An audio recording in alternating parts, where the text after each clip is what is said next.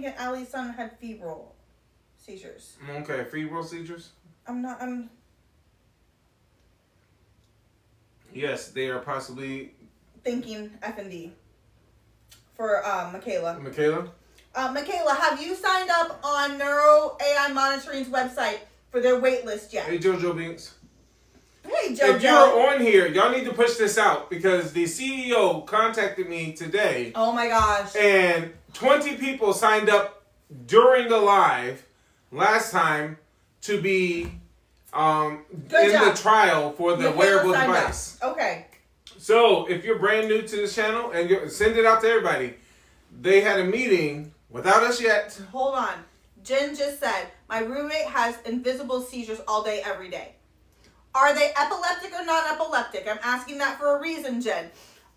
Please send your friend, your roommate to the page. Because of what I'm about to say. MJ, there's no emails going out yet. All right, you finish it. No, I'm the comments are... Because I'm going to get something to drink. You go ahead. Okay. So finish what I was saying. Okay, so here's the thing, guys, right? We told you when we would talk with Kevin, it was just last week, wasn't it? Yeah. Last week when we were on with Kevin, we were talking about how we needed 100 people for the trials, right? Everybody remembers that? Everybody, like, look, I swear it's recorded somewhere. He said 100 people. We got the notification today that they are expanding the trial to 500 people.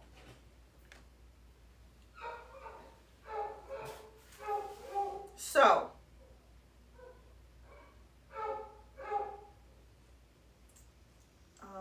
I'm sorry, I'm trying to go through the comments. Hey, Pickle! So, yeah,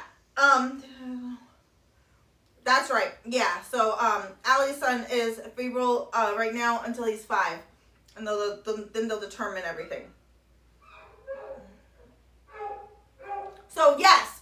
So, if you have any friends, any family members, anyone that you know who have non-epileptic seizures, please send them to Neuro AI Monitoring's website so they can sign up. And they just need to click the How It Works button. And that will put them onto the wait list when they fill out that form, okay? So, hey, Amber. Amber, I've been meaning to call you. I just have been, it's been so, look, my brain doesn't want to function and work and stuff. So, all that. Messages. Jen, let me look up, see if I can find your comment. Cranial epilepsy. Okay. As of right now, it's only, this trial is only for non-epileptic seizures. And the reason why it's for non-epileptic seizures is they're just now starting the research on the non-epileptic seizures.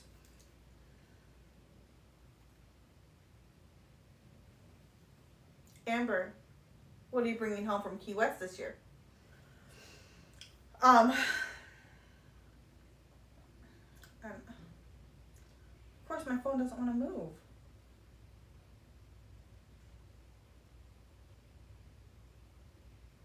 So yeah, so the trial has gone from 100 to 500 people that are going to be accepted, all right? So,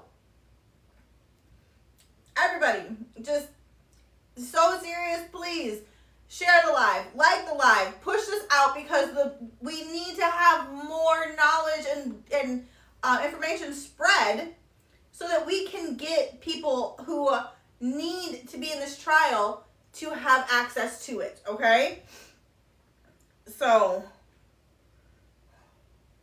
he always does this when he leaves me, and he thinks I'm gonna know what I'm supposed to say. Oh, hey, babe.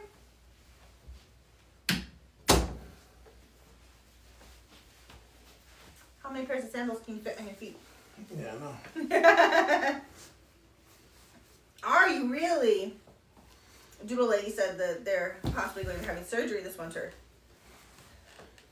Good luck. So why are they just now doing research on non-epileptic seizures? That's a really good question. And I do not have an answer for you because that is not my realm of expertise. What I can tell you, Kristen, is that the diagnosis I have was only put into the insurance coding system in 2021. So.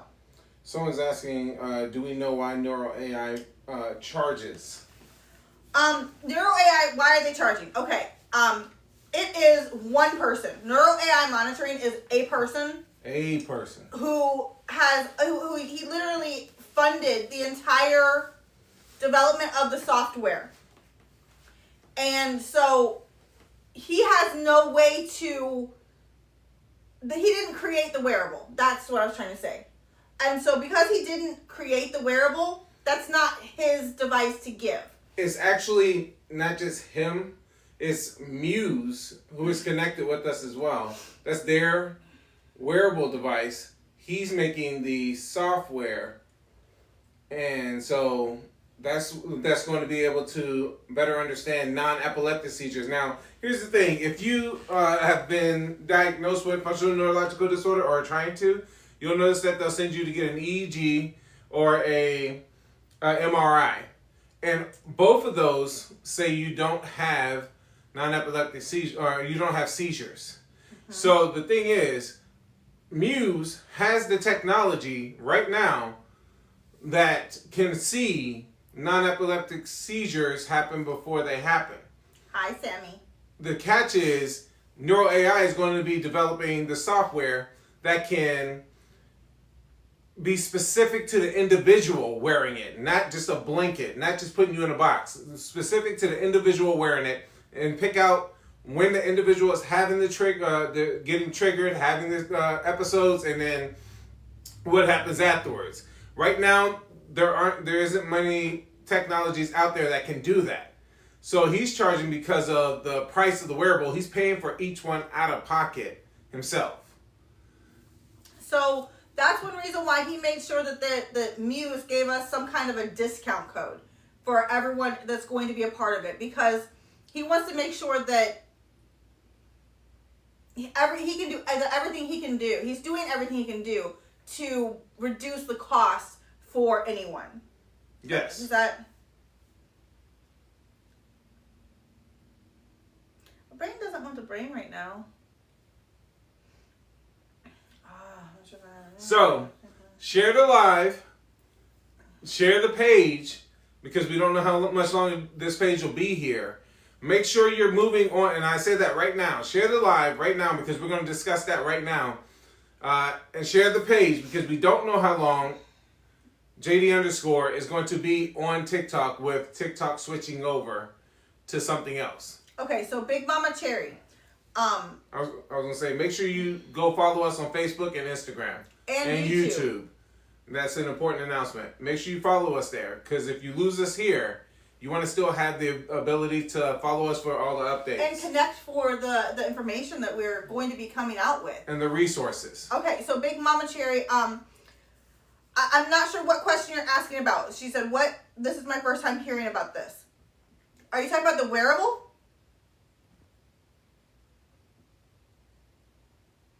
Hey, Morgan, I'm glad you came in. Thank you, Hickory. Yeah, Amber said, don't forget the Discord. Yes, exactly.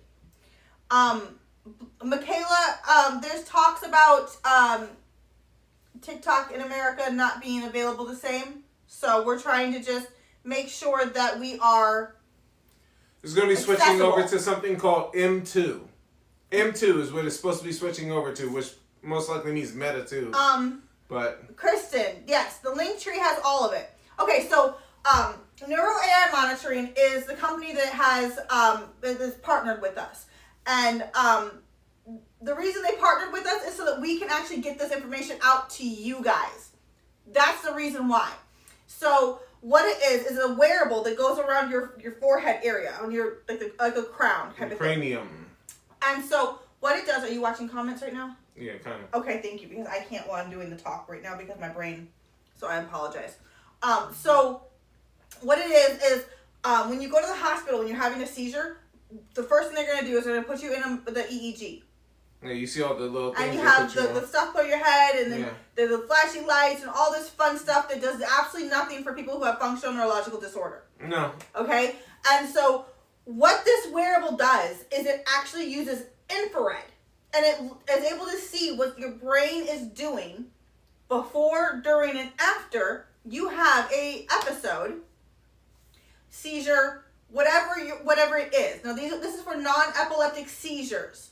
Okay, that's what this wearable software is for. And what happens is the software is going to analyze the information from before, during, and after your episode seizure, whatever you call your seizures, and my brain is slowing down so quickly.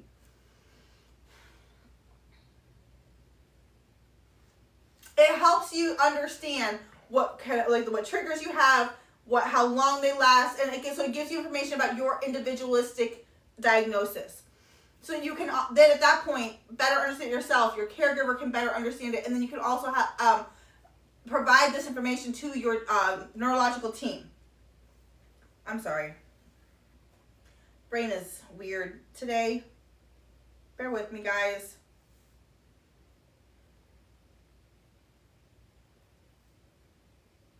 Amber, I agree with you.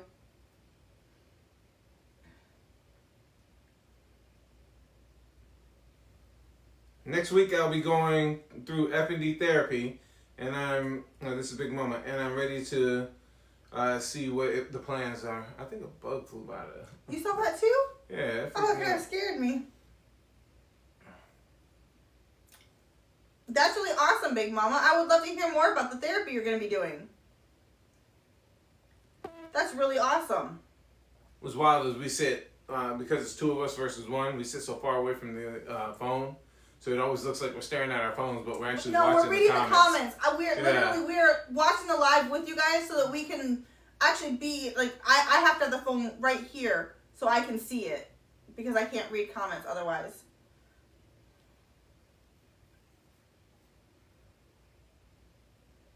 Sammy, I'm so jealous of your holiday. I won't even lie.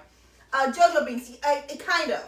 So it's similar to a heartbeat, but not really. It doesn't just do that. And so the infrared is going to actually be able to see into the blood vessels and things like that, so that it can see what happens before, during, and after the seizures. I don't know if I explained that. Well, that's right. The infrared technology. Yeah, Amber, I'm highly disturbed with the fact that you get to leave. It's not fair. She's going to Key West next week. Yes, Big Mama Cherry, I'm actually so excited. I really am, because I don't know what your journey has been through your F&D, but for me, when will we get an email to... when? Can I get back to you on the when? Because I know that we're going through the steps of the startup right now, okay? And so the first step was building the software. Yeah, the first step is building the software. The second step is beta testing. And then the third step, it will be the trial. So I'm going to be wearing it before anyone else has access to it for the software. Rachel will be the beta tester. This is your opportunity to actually be the first ones to sign up. Because once everyone sees Rachel beta testing it and one other individual, then other companies are going to start coming in. People are going to start talking about it. And if you don't sign up first, I want to be like Ricky Bobby. If you're not first, you're last. And so you may miss out on the trial. It's neuroaimonitoring.com is what the website is for NeuroAI. Yeah. At the bottom of NeuroAI. If you go all the way to the bottom, it has the page on there. Yeah, you'll see our page. You'll know you're on the right page when you go to the bottom of NeuroAI Monitoring and you see our TikTok page right there. That's how you know you're on the right page. And I'm trying to see if the CEO would like to join us tonight. He was really busy. They're really busy trying to get the software together before they meet with us next week. Next Tuesday. Next Tuesday, we will be meeting with the CEOs of NeuroAI Monitoring, Muse, and Meta Brain Labs.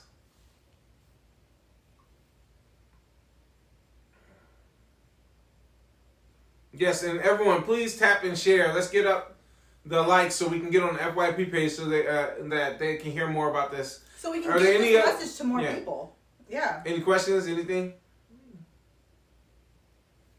Hold on. Cherry, oh my gosh. Ma'am, you are not the only one. I have not been a part of the workforce since 2014. I've tried. Tell them what we're doing right now. What do you mean with the nonprofit? The nonprofit? Mm-hmm. On the main page of Neuro AI Monitoring, if you go all the way down to the bottom, there's an image of the TikTok page. KB wants to know how much it is to participate. I don't know the exact because, hold on.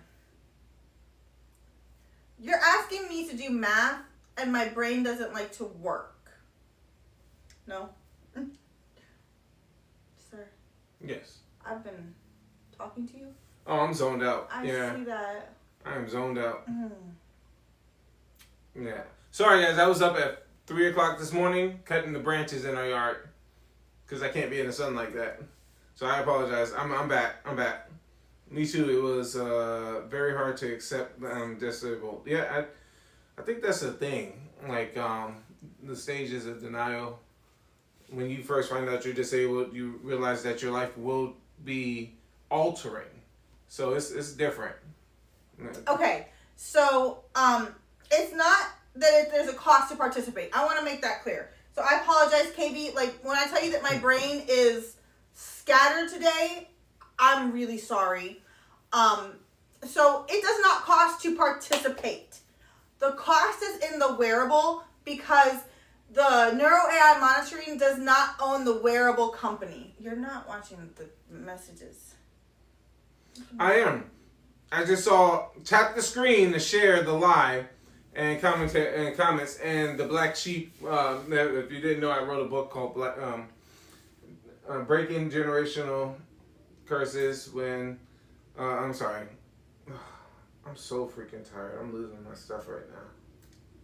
Breaking the cycle when a generation of black sheep raise black sheep. Oh man, I'm tired. All right, I'm back. Wake up call. I don't drink coffee, so I don't have any caffeine. No, thanks, Pickle. It won't let you put it in for some reason, but I see it.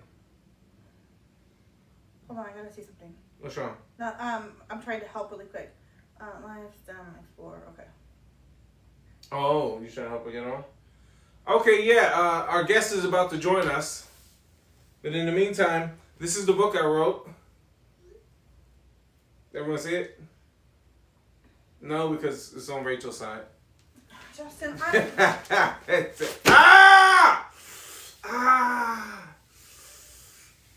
Nothing touched your knee. Nothing touched your knee. Nothing.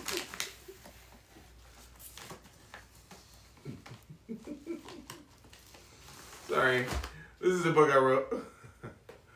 Breaking the cycle when a generation of black sheep raise black sheep. Yeah, I did hit that Peter Griffin. You guys saw that too? Drama Llama, they called me. We will have a book group. It's going to be now run by Pickle and Rowan, and there will be another one of our teammates who has just joined us, lifeguard in training, and she will be joining as well. Everyone has the book. Do you have your copy? You can get it on Amazon at Amazon. No, I'm joking. Wow. What, me? You. Yeah. Who said reading it now? Oh, Jess. She says she, okay. Oh, Jess, you're reading it now. Yeah, Jess, tell me about it. What do you think? Tell the class. Tell the class about it, Jess. What do you think? And can you please type hi in the chat for me? I need to be able to see you. You should be able to get a copy even if you live in New Zealand, and we've been together for quite a while. It is. Hold on.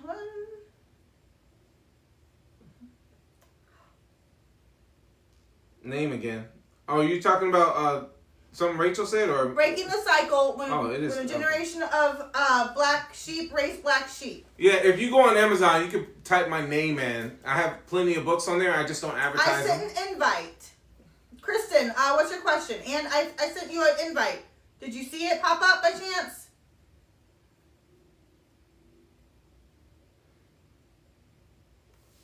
I can go over there and send one. Ow, man, that's my shoulder.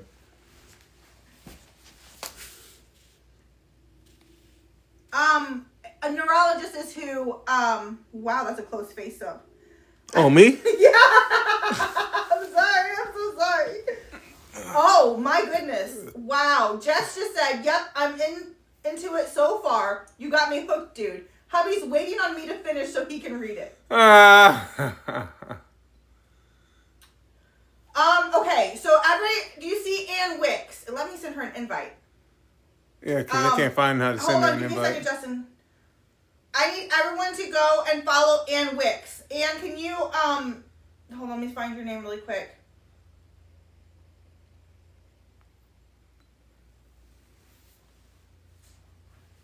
Okay, the comment I just put at the top. I need every single person in here to go and follow her.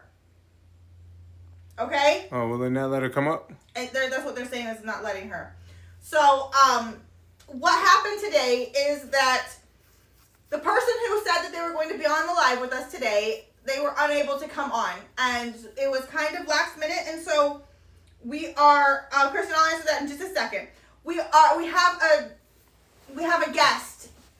We just need you guys to give her enough followers so she can join. So I need everyone to go in and follow Ann really quick. All right?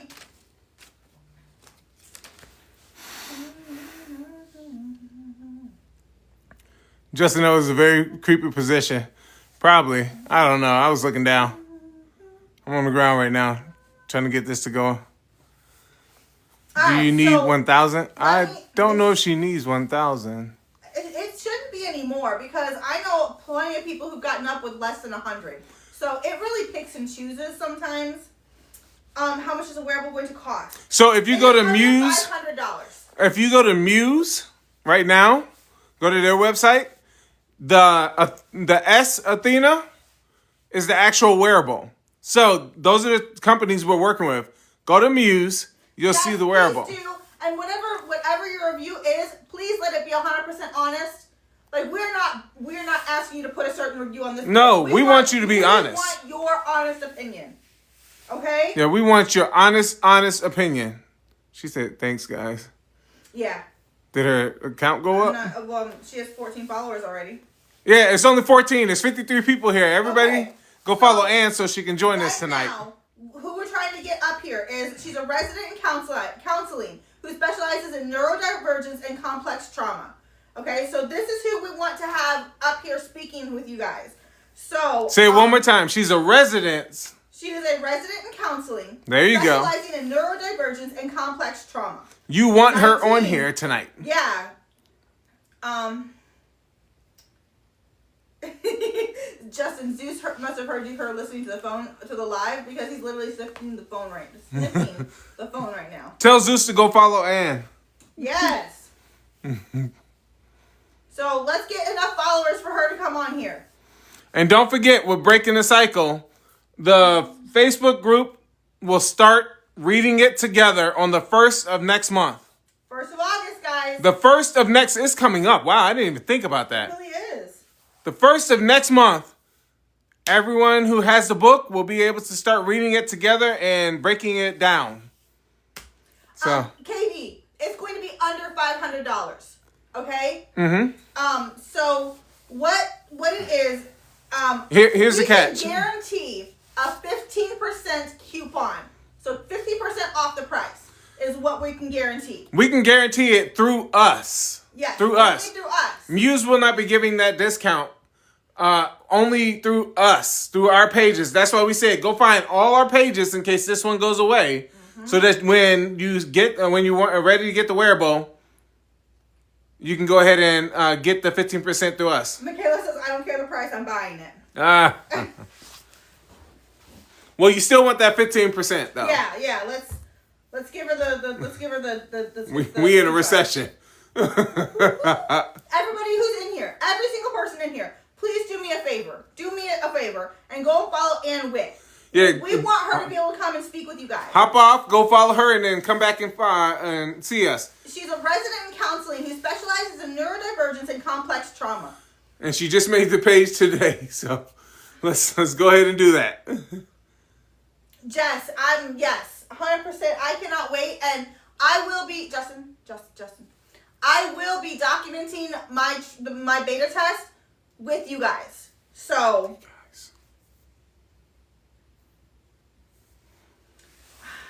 It changes all the time. I don't know how many we need. How many does she need? I just said I don't know. I gave her a follow. That's amazing. Feisty baby cub. Yeah, Feisty baby cub. I said it. Why can't I? Yeah, it won't let me let people I know. make comments. This is wild. It's weird.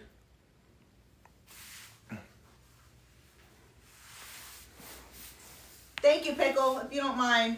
What? Gonna go and see. Oh, she's gonna check?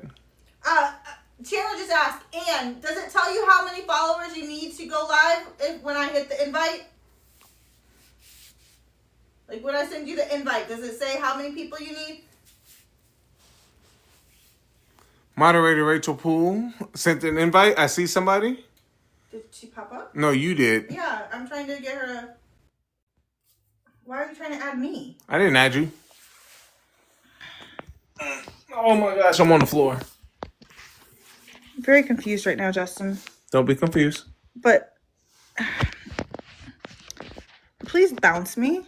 You consider yourself bound. I would appreciate that. Yeah, it says that for me too, Amber. That's why I don't understand.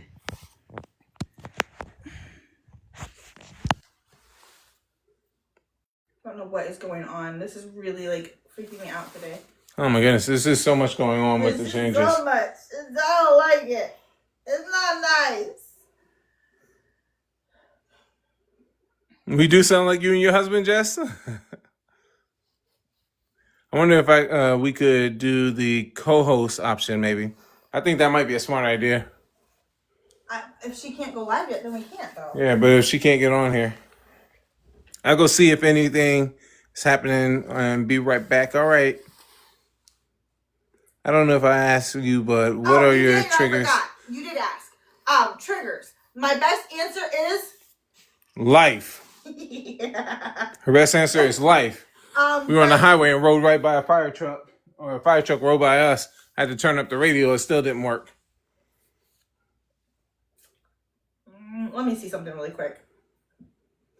So I've been diagnosed with FND, but lately I've been worrying about my blood pressure. It was 129/80. Wow. Well, that's not too bad, though. That's not bad. Yeah, it's not too bad. Well, it depends on the person, yeah. the individual. So I can be honest with you about the blood pressure thing. I had a bad heart back in 2020 and 2021. And they said if I didn't change it, I would die soon. So I went ahead and only ate garlic and Cajun seasoning on all my food and cut down on a lot of stuff and changed it. So I hear you on that one. Let me see. It's saying 1,000 followers, but if you have had your account longer than 100, than a year, it's only 100. Oh, wow. So, okay. That's what it's saying. 1,000 followers. She just started her account, though. All right, so we have a couple options. We can pull her on the phone. Yeah, I was going to say pull her up on the phone. So... there is always a way. Are you willing to... call her? No, are you willing to do the comments? Yeah, I can do the comments if you do the phone. Make sure she's okay with it. I'm gonna check right now.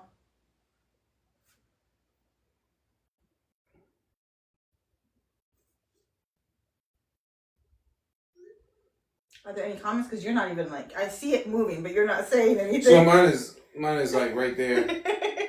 See that? Okay, so we're gonna call Ann really quick.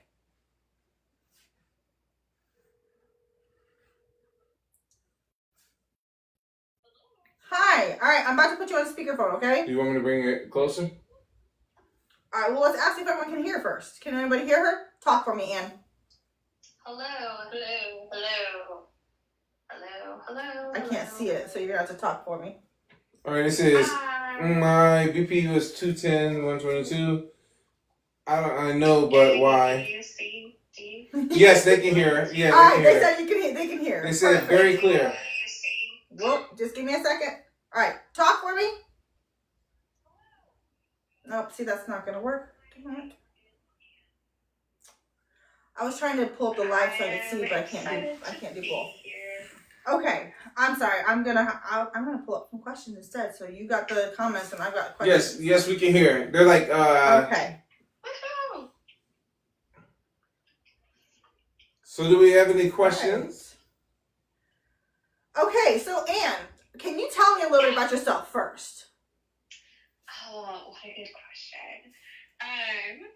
So yeah, I'm Ann. I'm a resident in counseling, and basically what a resident in counseling is it means I have my master's in counseling, like clinical mental health counseling, so therapy, and I'm currently in the process of gaining full licensure, because there's still a lot to learn after grad school, and so I'm currently under supervision, working towards getting all of my hours and becoming fully licensed.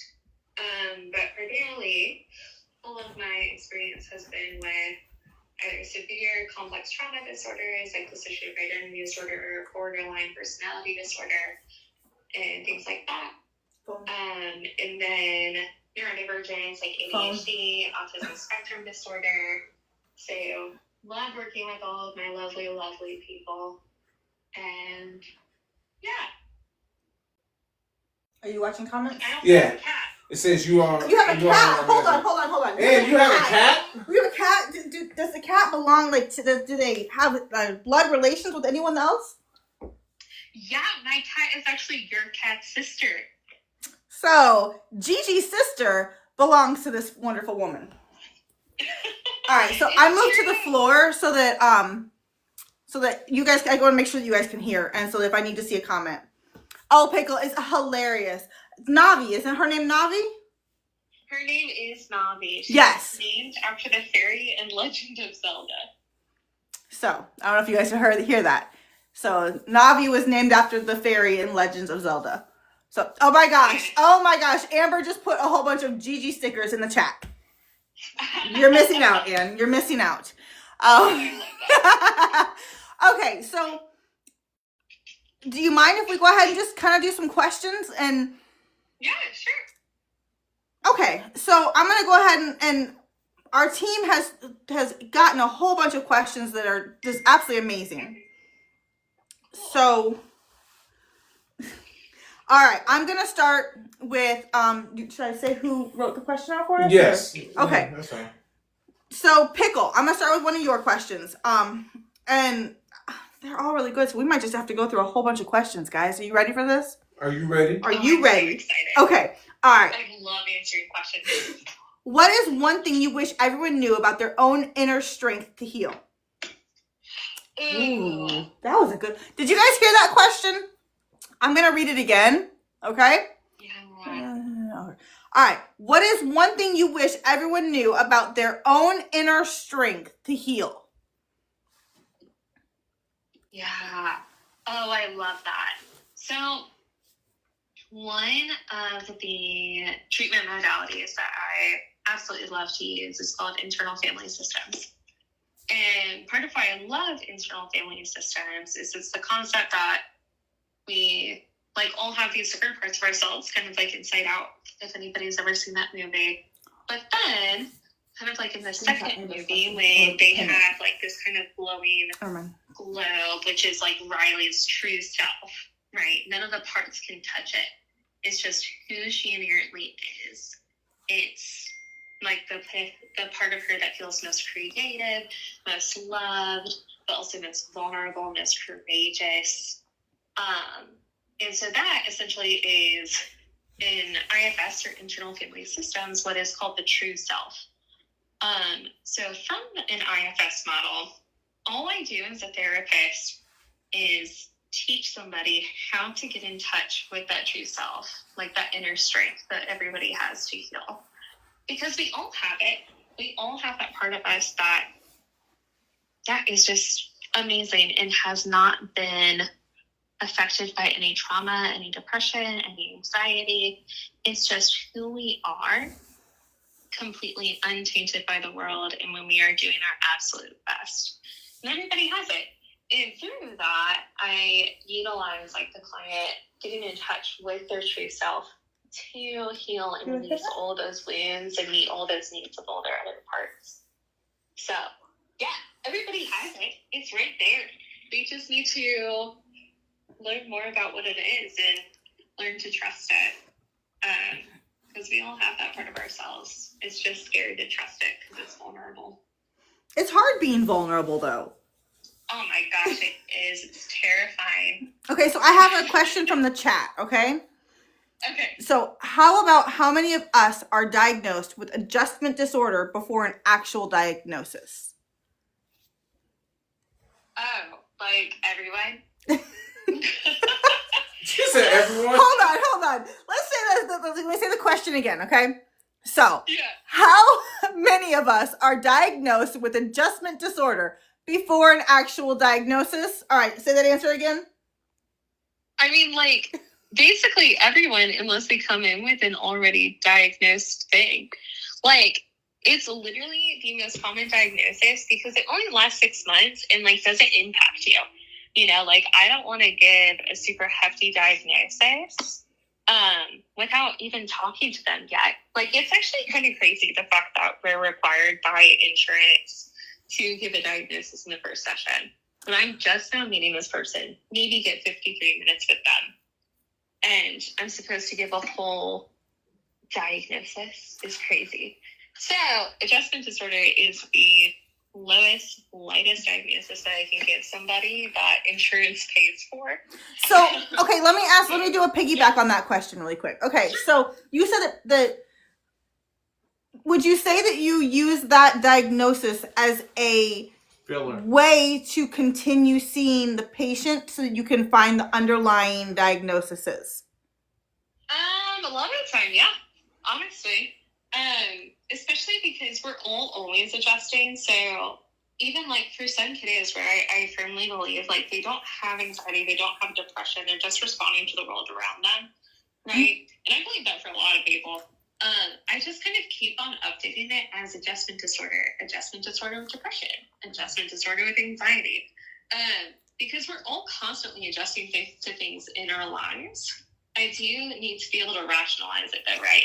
So typically in an intake, if I'm not totally sure, I'll be like, hey, have there been any big changes? Okay, cool. I'm going to use that. So then you have an adjustment disorder for now. Because I am very, very transparent with my clients. It's something that I highly, highly value.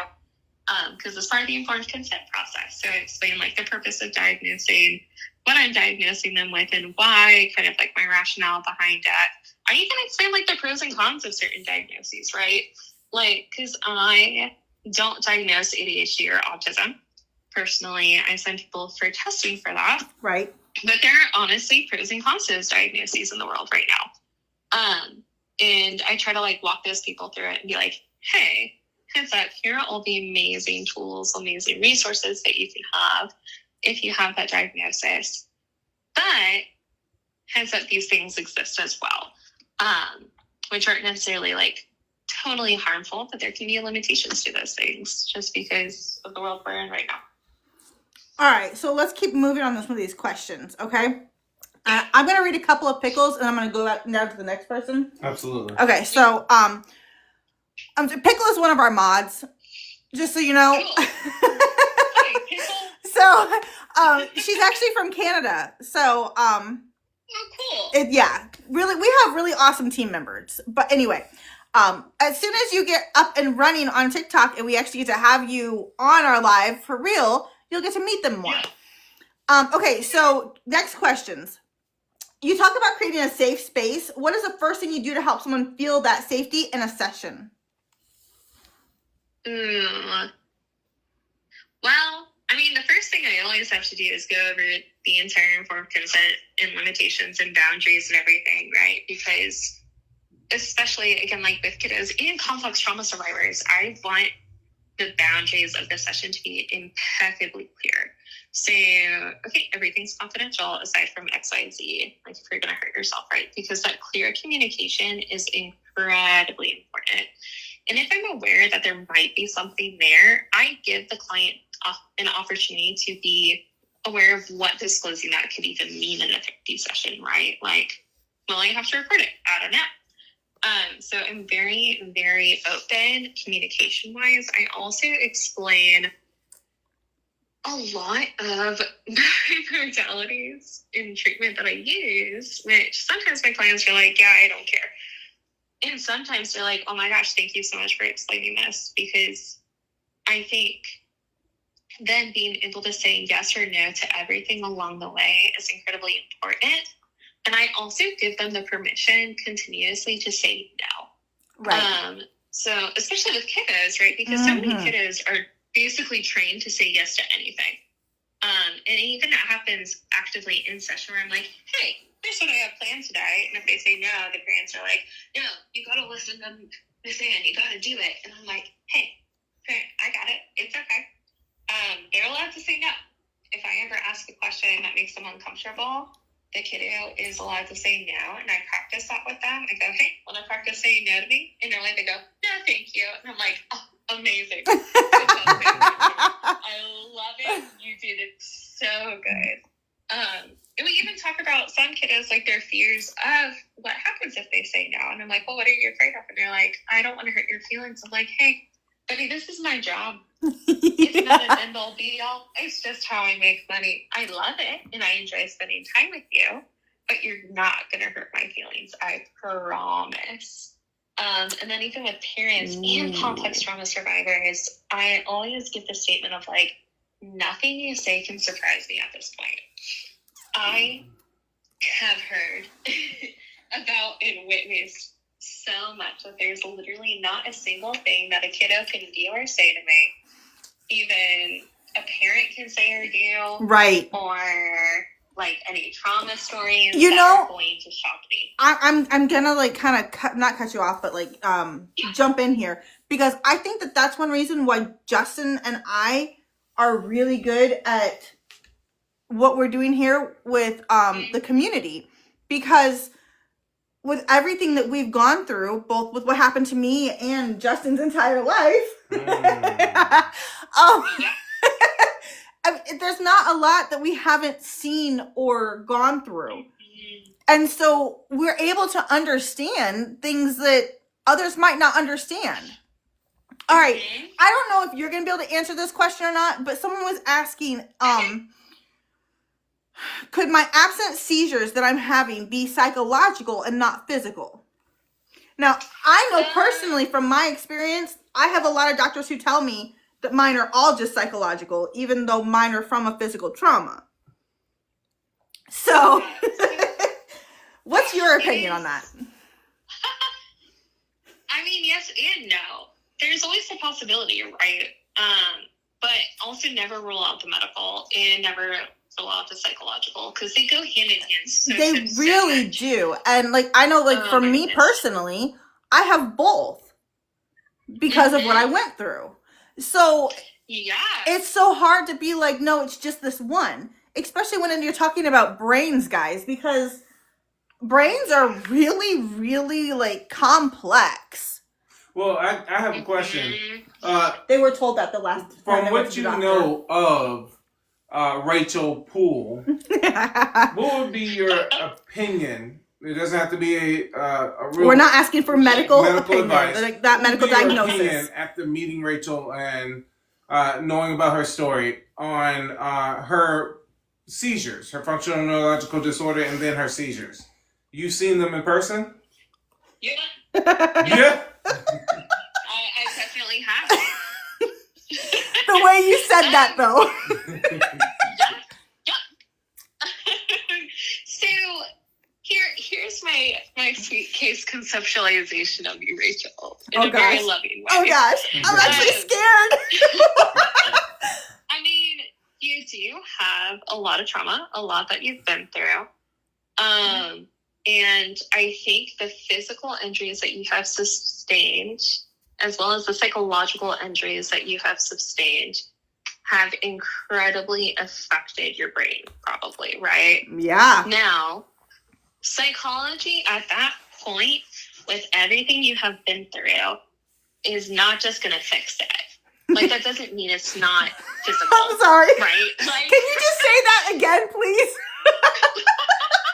I mean, like, therapy's not going to fix it, right? Like, it's not. It could help. Maybe. I don't know. But... And I love you for that, like, so very much, because, like, I know that you haven't been along our journey with me on this, but the number of different therapies I've tried. Yeah. We need everyone to hear this conversation in the chat. Because we're always getting those questions about, statements on, it's all in her head. In their head. If you would just go to talk therapy, you'd be all better. Therapy, or maybe you need more psychotherapy. No. Because, like, okay, so, like, part of why, like, we became, like, cool, you know, is I also have been through a lot. Yes, you have. Complex trauma survivors, like other complex trauma. Right? And I have done an incredible amount of healing. Like, it's been so, so, so beautiful. And there's a lot physically that's also healed along with that. Like, I don't get nearly as many migraines now. But that's I amazing. Get migraines. I still get them sometimes, though. But I have pain. Migraines are also something that doctors don't have a lot of information on. Yeah. And so like, for me, yeah. Well, did you know, as a medical professional, did you know that migraines are the number one reason that people go to the neurologist? And functional neurological disorder is the second most diagnosed now? Wild. Isn't that crazy? But there's still, like, no information on it. Yeah. Yes. Armand. Yes. Armand has cluster migraines. Mm-hmm. Yeah. I'm jumping around really fast because there's questions that I'm seeing and there's so I'm many missing questions them. Going as we were doing this. Okay, so someone asked. So Jess asked us, would you suggest therapy as partners for a caregiver and a person with the seizures, or would you say they need to be separate? Now, you know us, and you know that both of us have been in separate therapies and couples therapy. And that's how we've gotten to the point where we are. Definitely both. Could you say that again? Yeah. I don't know if they heard. Both of them, of course, because, like, I don't really see the point in family and couples therapy if they're not getting individual, honestly, or if they haven't done individual. Because, I mean, couples therapy is hard. You need a safe place to process it without your partner and with another therapist, even. Oh yeah, I would agree with you. So there's no bias. I mean, I know I can speak on bias in therapy. Let's speak on bias in therapy. So, and this is actually talking about my personal therapist. Good job, Sarah. Who told me that I needed to allow my husband to do whatever he needed to so that he could be military ready at all times. Mm-hmm. And so I was made to feel like I was less than by my therapist. And I wasn't. And this was like within months of me being out of the rehab facility. Like, it was right after I got out of the rehab. Right after you got out. So it would literally, it was like 4 weeks after my attack, and that's what my therapist told me. And so, couples therapy is not always the right thing. Okay. So, and that's not saying that it's not right at certain times or other times. It's just saying that you have to have the right therapist. You have to be ready for therapy as a unit. Yes. And, 100%. I have a question, but we have a bunch of questions in here. So, one individual said, do you think that every traumatic event changes our brain Reactions. How I'm guessing it means how our brain reacts? Okay, so first off, like definition of a traumatic event, right? A traumatic event is an event which you experience that your brain is not capable of handling. So from that definition, yes. Now, off of that definition, trauma is different for everybody. So because like of what I've been through, something really, really big can happen and I'm fine. Like I've already dealt with so many things that I don't really care. Well, I care, but like I'm able to process it. I know what to do with it. I'm okay. Going on what you're saying there, we often get comments that Justin is too nonchalant. Oh man! Because he doesn't freak out when I go into a seizure. If you're trying to figure out why I'm so nonchalant, you should probably purchase "Breaking the Cycle" with a generation of black sheep raise black sheep. And did you know that he wrote a book? Yes. Okay, have you even? I want to read it. We need to get her a copy. We do. Yeah, we have like 2 copies. I think we have a couple of copies left. Because when I tell you, like, actually, some of the people who are in the chat have actually purchased it already. If you purchased it and you like it so far, raise your hand. Yeah. If it's made you cry, raise your hand. Okay, comment here. Question: how do you differentiate between a panic attack versus a seizure? As in a panic, can a panic attack? Trying to see the rest of the comment. Gosh darn it! Come on. All right. Can a panic attack lead to one? Huh. I don't know. So I know that I'm not the right person to ask on that because I don't really panic. And that sounds really weird, but when you go through the stuff that, I don't know how to say that because I've had some really terrible things happen to where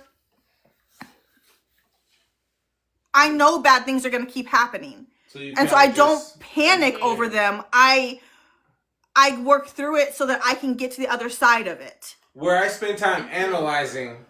I just push through. Yeah. Yeah. There's more comments going through. Well, what do you think about what you just said? What? I was asking. Oh. What do you think about what I was just saying? I mean, yeah, I get that. Because, like, when you've been through so many hard things, other things don't faze you, right? I have found that the more healed I've become, the more sad I'll get about certain things. Now, can I ask you a question? Is it that you are actually more sad, or are you able to process the feeling of sad more? Oh, process the feeling of sad more. I'm not dissociating anymore. Yes. That means buy the book. Get the book. Okay. I keep the comments keep jumping. I'm so sorry. Oh, but one thing I'll say too, it is not uncommon for me to meet complex trauma survivors like myself who have been through similar things that I have that we don't need to get into today. That when they learned about like the Holocaust, had to do a ton of research trying to understand why that was so bad. And I say that to bring like an understanding that when someone has been through so much, they're able to even look at that and be like, well, yeah, of course that happened. That makes sense. Yeah. So it's like, even when I was a kid, I was like, well, yeah, okay, that sounds better than what I went through, though. Right? No, So one thing that a lot of my friends have told me in the past is that the one person you don't play one up with is Rachel. We should play it one day. That would be so fun. You, me, and Justin. Let's see who wins. I promise you, I'm not in it to win. I don't want to win. I don't want to win. I don't think any of us want to win. Nobody wants to win the one-up game with people with chronic illness, chronic diagnoses, and complex trauma. And complex trauma. It's not a one-up win. Oh my gosh. It is like, I don't know. Amber, yes. No, that's it exactly. Amber says, I feel like I've been through so much trauma that when something happens that she's numb to emotion. Yeah, I mean, that's dissociation. It's a disassociation. Yeah, completely. Yeah, feisty baby cub. Yeah, I'm glad I know, he is. I'm missing comments. There's a lot of okay, comments. Sarah's okay, please don't do that. I have anxiety issues that feel like seizures might cause it, and then they panic after a seizure. Sure. I mean, that makes sense. It's like, I get that. And then actually kind of like agoraphobia. Is it agoraphobia? I think it is. I get some of the words mixed up. No. Say it again. Say it. Put the phone closer, Richard. Agoraphobia? Yeah. Tell me more. So agoraphobia is kind of like the fear of. Wait, let me look that up real quick to make sure I'm saying the right thing. Yeah. So it's the fear of having a panic attack. And then you have a panic attack because you're afraid of having a panic attack. So that makes sense to me. That panic attacks would come as a result of the seizures because you're so scared about the seizure and what could happen that you panic, or even afterwards, you're just so afraid of what had happened that you panic. So that to me is where hold on, feisty baby cub. Did that kind of answer what you said? Because I was actually trying to get to this comment and you really just answered it. So you said when I wake up from, feisty said when I wake up from my seizures, I sometimes wake up in a panic. And so that's kind of what you're talking about, wouldn't you say, Anne? Yeah. I mean, that totally makes sense because your body's like, what the heck just happened? And like, Michaela, that is not uncommon either. Michaela says that she gets angry after her seizures sometimes. Well, yeah, anger is a form of anxiety a lot of the time. Does that make sense? I know that for me personally, I don't really get angry. I get down on myself and I beat myself up because I've had so many medical professionals tell me that it's all in my head and I can fix it by coping. So I have a question about agoraphobia because I know I went through a phase where I would not leave my own bedroom. I sit in the dark. And I don't know if I've ever told you that through the whole time. I mean, I'm talking about to the point where I wouldn't do anything for myself at all. Yeah, he actually just got over that like right before we joined the group. Yeah. So my question, right before we joined the group that all of us know each other from, I had just gotten over it. That was my first time coming out the house in years. Wow. So my question is, are there any tools that you can give an individual? Because we don't like the word Are coping. there any tools that you give individuals you work with? Yeah, that you work with, obviously. So, like, what just going from your experience, like, what are the suggested tools? What would you like? What would you? Your experience that you would suggest to an individual like myself? Let's use me for an example. No one else. And you're not diagnosing me because we already know I'm screwed up. So. Yeah, I mean, if I have someone struggling with that, well, I have had that actually. First we did exposure therapy. Well, first I taught him some basic coping skills. It was like 5, 4, 3, 2, 1. 5 things you can see, 4 things you can feel, 3 things you can smell. Touch. Yeah. 4 is touch, 3 is hear, 2 is smell, 1 is taste. Yeah, I went through that. And things like that are like bilateral stimulation, which is like rocking back and forth or tapping your shoulders back and forth. What do I do all the time? I don't know if people see me do this. You can't see it when I'm tapping my fingers. I was taught to do the double taps on the forearms. So both hands, flutter taps. That's the way that... Yeah. But see, now... I like that. And bear with me because you know some of my experience with therapists. Yeah, no worries. I'm not fond of coping mechanisms anymore. Okay, why? Because I have gone through so many years of just coping. Mm-hmm. And that being the thing that I was told is the best I would get to do would be to cope. Oh, no. And so... There's a second step, Rachel. But that's what I'm saying. Like, I literally was told by a therapist that I was coping so well, there was nothing that they could do to help me. What? And so I now have an aversion to some therapists who, like, when I start seeing them and they can't give me anything but coping mechanisms, I'm like, well, there's really nothing you can do for me because I know all that. I can cope. Gosh, I mean, like, what would be the point of me going to therapy then? I own a DBT book. I do it for a living. So, but you see what I'm saying on that? Yeah, no, totally. 'Cause, So, like, that's not very. We need to sounds take a moment and reintroduce her. Yeah, we do need to reintroduce her. So, Oh, hi. Hold on one second. Hi, it's me.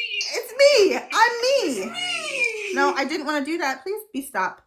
No, I didn't want to do that either. No, shh. Hush. Okay, so we have with us on the call, and of course it just went away, and so I can't see it now. I want to see her bio. I found it. All right. We have with us Ann Wicks. I'm sorry, Ann Wick. I don't know why I had the S on there.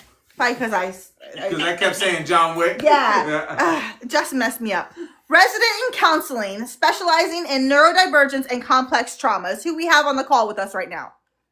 Okay, so share it out because she needs yeah. more followers because she says she'll join us again. She's trying to work her way up to coming on the live next. Okay, so Yeah. I'm going to go ahead and ask another question. Okay. Okay, so what specific approaches do you like to use when treating clients who have anxiety? What's that? Good question. I mean, dialectical behavior therapy and internal family systems, because they go very hand in hand to me. Dialectical behavior therapy is honestly a lot of skills, lots of mindfulness, lots of grounding in the situation, and being able to be like, hey, yeah, this is what I'm feeling, but also here's what's going on. Because basically the theory behind dialectical behavior therapy is that there can always be two opposing truths. And so, like, that's really kind of good. an example I give is I love my bed so much. I hate getting up in the morning. It's the biggest transition I have to do in the day. I also hate going to bed because it's another transition I have to do, and I don't like it. I am not depressed, honestly. Like, not now. I've had periods of it. That's not what's happening. I just sincerely love laying in my bed and cuddling my sweet little baby kitty. And I also really, really, really love people. I am incredibly extroverted. I love my job. I love going to the beach. I love being active and going around doing so many things. And I love to say that I am the most introverted extrovert ever. I get that, yeah. It's like, I don't want to leave my house because I like it. Exactly, yes. Yeah, it's just a thing for me. Now, if I lean too far into, I love my bed, then I will get depressed. Yep. I won't get out of bed. If I lean too far into the extroverted, I should go out and do things because I enjoy it, eventually I'll like it, I will be exhausted and won't get something that brings me so much joy. Because my bed really does bring me so much joy. And so it's like, how do we balance those opposing truths? Amber says, who wants to leave our houses in this economy? Right, though? Oh my gosh, yeah. Especially as a resident, y'all. Man. Oh, baby cub, thank you. What? I'm glad that you don't feel as alone. Good. She said that she's so glad that she found us going live and helping others, that she felt alone until she found us. Aww. I love that. And Heard the miss. baby cub, you are go to the link in bio. Go to the link in bio, find all our platforms that all we're of our on. social media is on there. Find all the books that we've written. Find how tall Rachel really is. I'm short. So on here, what you're gonna see is we actually have there is a comment that I want to say, and thank you for keeping pinning it. There is a link for the Facebook page, and on the Facebook page we have a Facebook support group for people who have FND and their caregivers. So please join the Discord, because at the Discord is one place where we are always accessible, maybe not always available, but always accessible. Yes. All right. So I want to get this comment. On Discord. Yeah, our entire team is on the Discord as well. Amber, look at you. All right, I want to say this comment before it disappears again because it's been put up like 5 times and we keep talking over it.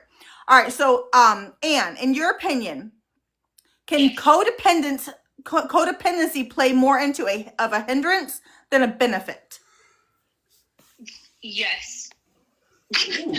That was straightforward. Yes. I was waiting for it. Don't get codependent.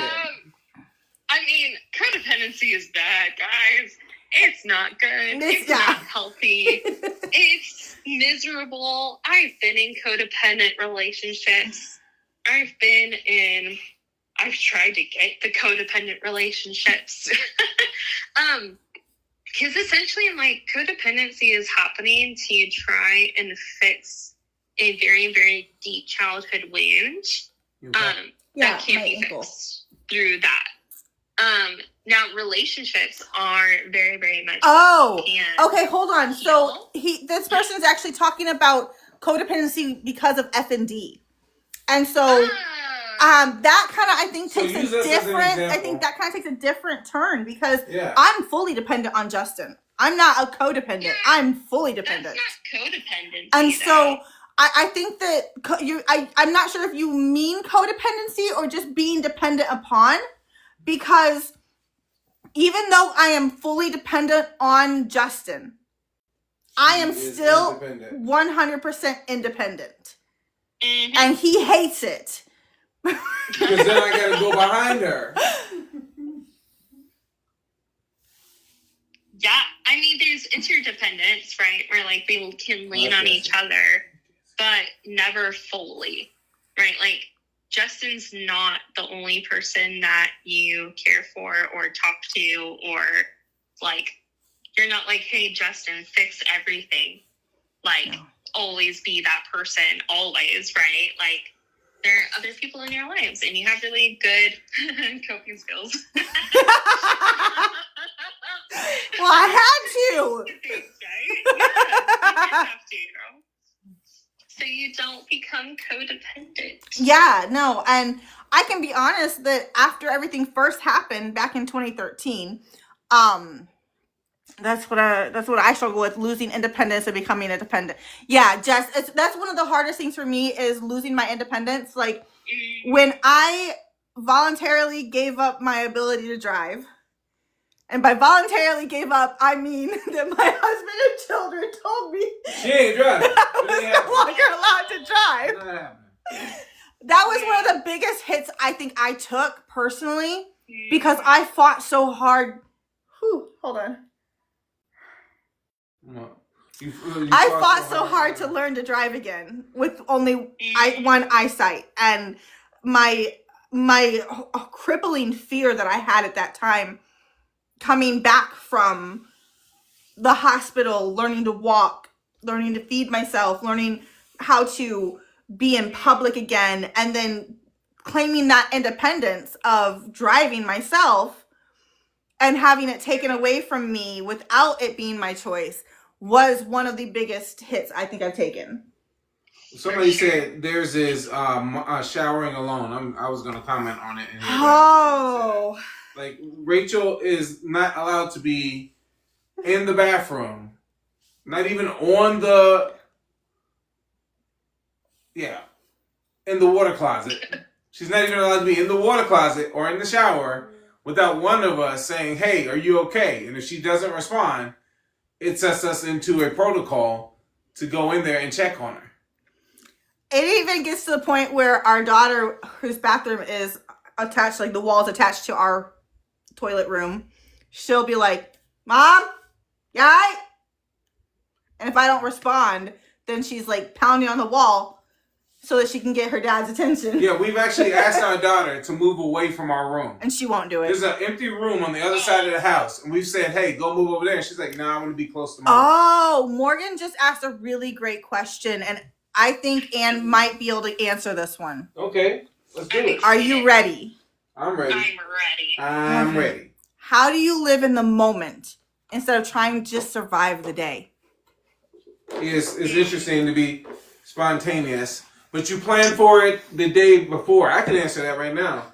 You plan for it the week of, the day of. You don't plan for the spontaneousness. You don't plan for being in the moment. But you plan for if something were to go wrong. But hold on, see, you're talking out of your experience with what I go through. Mm-hmm. But see, the problem is like with Morgan doesn't have the same things. Morgan has other things. And so they want to know, how do I live in the moment and not just live to get through the day? Not out of just like preparation for someone else, but just the every. Mm-hmm. I was talking about. No, I want to just make it clear. So I took you completely out of the scenario. Well, I don't know if everyone knows that you do that when you talk, because a lot of times you will be speaking on your experience with everything with me, and so as a caregiver versus as a person, me having my 100% disability. Correct. So I just wanted to make sure that it was really clear on everything that was being said, so that there wasn't any miscommunication or misunderstandings. If you ask Rachel, I plan for any kind of scenario that can happen if I leave the house with me, and then plan what can happen with her. No, he was not a medic. Mm-mm. He did logistics, which is why he's so logical. Mm-hmm. Did you like that? Yeah. All right, so Anne, what did you think about that? Living in the moment versus living to survive the day. Such a good question. I mean, I hate this answer, and I even tell clients that I hate this answer, right? But it is what you gotta do. Is there's a concept again, like in DBT, dialectical behavior therapy, called radical acceptance. And it's something where you go, yeah, this sucks. It's not going to change right now. It sucks. Okay. And then you just kind of accept it and then try to live your life and contain it, right? Because like I even think about like anger being such a good, useful, helpful emotion. Without anger, the world would never change. Mm-hmm. But if there's too much anger, that's miserable. It's bad for your heart. It's bad for your body. It's bad for your neck, your shoulders. It's so unhealthy and miserable. So there is so much in the world to be angry about. We all have reasons to be angry. But if we don't just accept it and know what is in our control and what we can do versus what we can't, and just accept the things that we can't change, then it's miserable. So it's like just that radical acceptance of life the way that it is right now. Okay, I want to make sure that I say one more time, real quick. I'm sorry, I know I'm completely interrupting you, but I want to make sure I say one more time that we are not your medical professionals. So even if any of us that are speaking right now are medical professionals, we are simply talking on general bases. We are talking about strategies and tools that people can use, that are used. We're not suggesting anyone try a certain thing. If you are interested in anything that you hear about, please talk to your medical professional. Yes, get your own therapist. So, like, if anything you hear sounds like something that you're interested in or that you want to learn more about, please talk to your medical professional team so that they can direct you to the right individual to help with what you have. Okay? Yes. Like, I want to make sure, like, everything that's being said here can benefit someone. That does not mean that we're saying that it is something for you to try. Okay? Yes. All right, I just want to make sure I went through that again. Sorry. No, you're good. Because it's like, that's even something that I tell clients. Because, like, something I tell them all the time is like, hey, I'm not always the best fit for everybody, and that's okay. Sometimes people don't like my approach. I'm very candid, very honest. My sessions, I tell them if I think it's silly what they're talking about, honestly. Because, like, that's just my own approach. Now, I don't like certain treatment modalities that other people love. Whereas for me, I hear about it and it makes me want to vomit. And I'm like, that sounds awful. No. Right? So there's just like different approaches work for different people. I'm not the best therapist for everybody.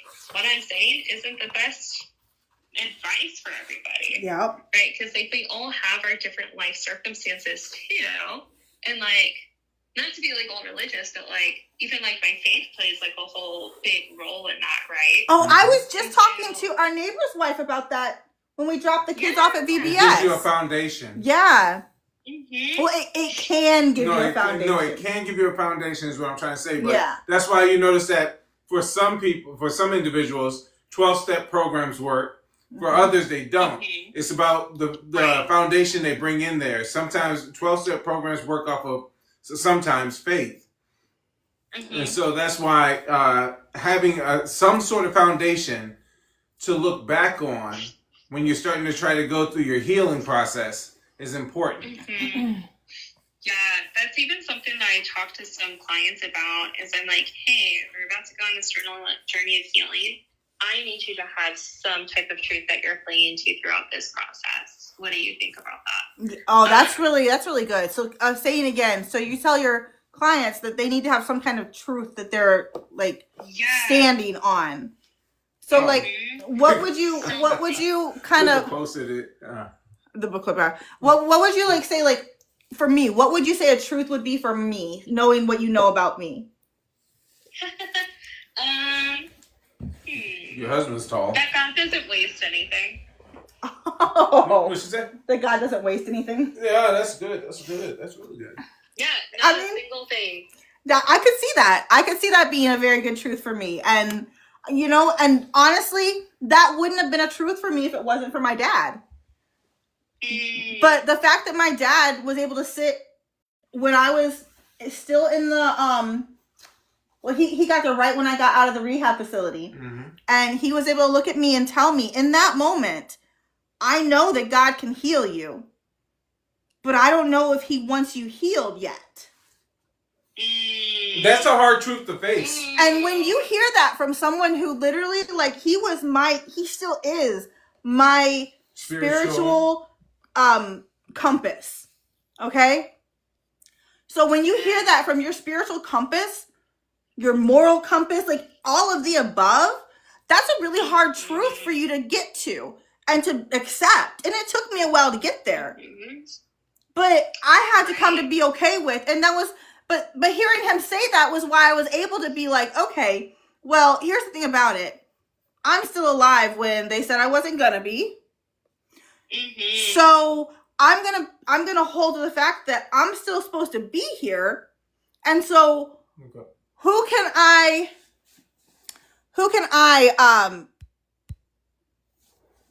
hold on a second. I lost my train of thought on that one.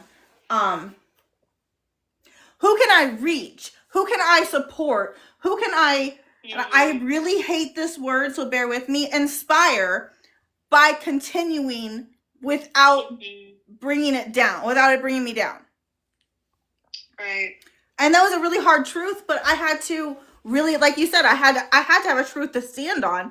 And I think that was honestly the truth that I stood on for my healing journey. Mm-hmm. Okay, do you agree or believe in the saying that everything happens for a reason? No. Well, I'm sorry, but I do. It happened for a reason. The reason it happened to me is because someone chose it.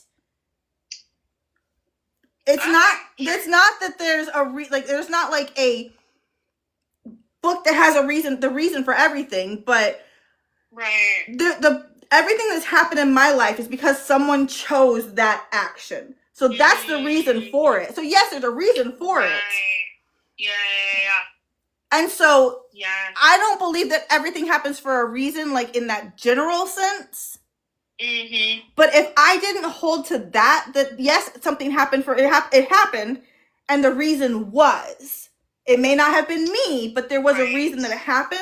If I didn't hold to that, I don't know if I would have been able to forgive the person. Ooh, that's good. Yeah. I mean, I actually agree with that. Yeah, because it's the reason why I instinctually said no is when people are like, oh, well, the reason why this happened is because God wanted to use me. I so disagree with that. Honestly. I do too. I do not believe that God wants people in negative places or experiences. Right. And so that's Well, why the I'm so lion's careful den. with even my words of like, That was not God's choice. God God- protected even though it happened. Mm. See, it's right.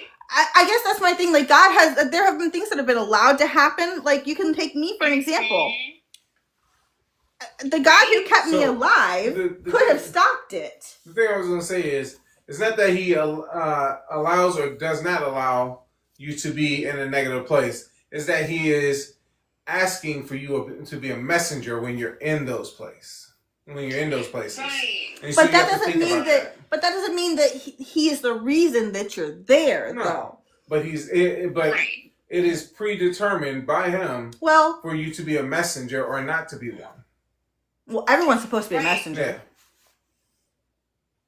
Yeah. Okay, we can keep this conversation up all night. I'm sorry. It's like one thing I will say to you is like I firmly believe that like, and this is part of why I choose my words so carefully because I don't like the term like uses. It just doesn't feel good to me. I understand that. Because of like my own experiences, right? Yeah. It's associated with a lot of not great connotations. And so to me, it's God promises to work all things together for good for those who love him. And he promises then to me in that he won't waste a single thing. Now, did he want all that stuff that happened to me to happen to me? No. But he knew when he set the world into motion, this is the way that I'm going to have Anne exist. Because that's the only way to even have her alive. Unfortunately, it's like free will. Yeah. Right. Now, we could all be a ton of little robots. Well, and if not we only that, were but in it's the not world. just our Right. free will either. It's, just Exactly. with us having free will Everybody. means that everyone else does as well. That's causation, right? And so, It's causation. Exactly. that's the reason that free will that every person has is why I say that yes, everything happens for a reason. You have to understand the I like reason that it that. happened. And so, like, Right. I can put I it love- this way. I love when people are like, it's not for you to understand. Actually, it's for me to analyze it so that I can better serve my community the way I'm supposed to. Mm-hmm. And heal from it too. Exactly. So, real quick, I know that I'm going way off topic. Anne, are you doing okay time wise, or are you gonna have to? Oh, I'm good. Okay. My life is like whatever I feel like right now. I love you. I'm gonna read just a little bit from Justin's book. Okay. Okay. It was going off of the comment that we had before about which one? Because my brain. I can't remember. We've talked about so much now. I know, and the comments go so fast. It was with Morgan's comment, wasn't I think it? yeah, Before. yeah, I can't remember which one. Okay. Hold on. Did you put the comments in the chat, Pickle? No, it's not been updated. All right. This was in reference to one of the comments. My brain has stopped, and so we're going to work on this, okay? My whole life is my testimony, Helen. That's what I would say. All right, so in chapter 8, you can't heal in a place that never saw your wound. You can't heal what no one believes is bleeding. Have you ever tried to explain your pain to someone who looks at you like you're crazy? Like your story is an exaggeration, like your trauma is an inconvenience. Have you ever bled in front of people who handed you the knife and then called you dramatic when you pointed out the wound? That's what it feels like trying to heal in some families. It's not just painful, it's invisible. Because if the people who raised you can't admit the damage they caused, they'll treat your healing like betrayal. That's the twisted part. Your growth exposes their denial. Your boundaries feel like disrespect. Your self-awareness makes them uncomfortable because they're still running from the mirror that you've learned to look into. And when that happens, they don't just ignore your wounds. They act like the wound is your fault. You're always so negative. That was years ago. Let it go. We all went through stuff. Why are you making it such a big deal? Because they're not interested in healing. They're interested in maintaining their peace, even if it's built on your silence. Silence, that was the family currency. Unspoken pain, quiet suffering, generational secrets dressed up as loyalty. I grew up in that concept of peace. I lived in the house where trauma was normal, but talking about it was forbidden. Where the family member who disappeared for a while was on vacation. where the uncle who went to jail was just working on himself. Where the I'm gonna stop. Let's say where the shoes attempt was something that we don't mention. I'm gonna stop there because I can't talk anymore on this chapter. Yeah. We will get kicked off of live. So sorry. There are certain things that are in this book that can't be online. Yeah. Yeah. Because TikTok doesn't always want people to talk about things that are touchy subjects. Healing. No, I'm Sure. joking. Yeah, my testimony will never be shared on here then. I have to be really careful with what I say because it will bounce me sometimes. Yeah. So I'm going to go ahead and go to another question. And I know I missed a lot of questions on the comments. Ask her, what did she think about that?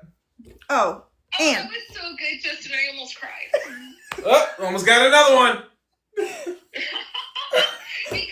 because here's why it was putting into words so much of what I feel, because like something that I've been feeling in some relationships lately is it feels like my existence challenges their tiny view of God.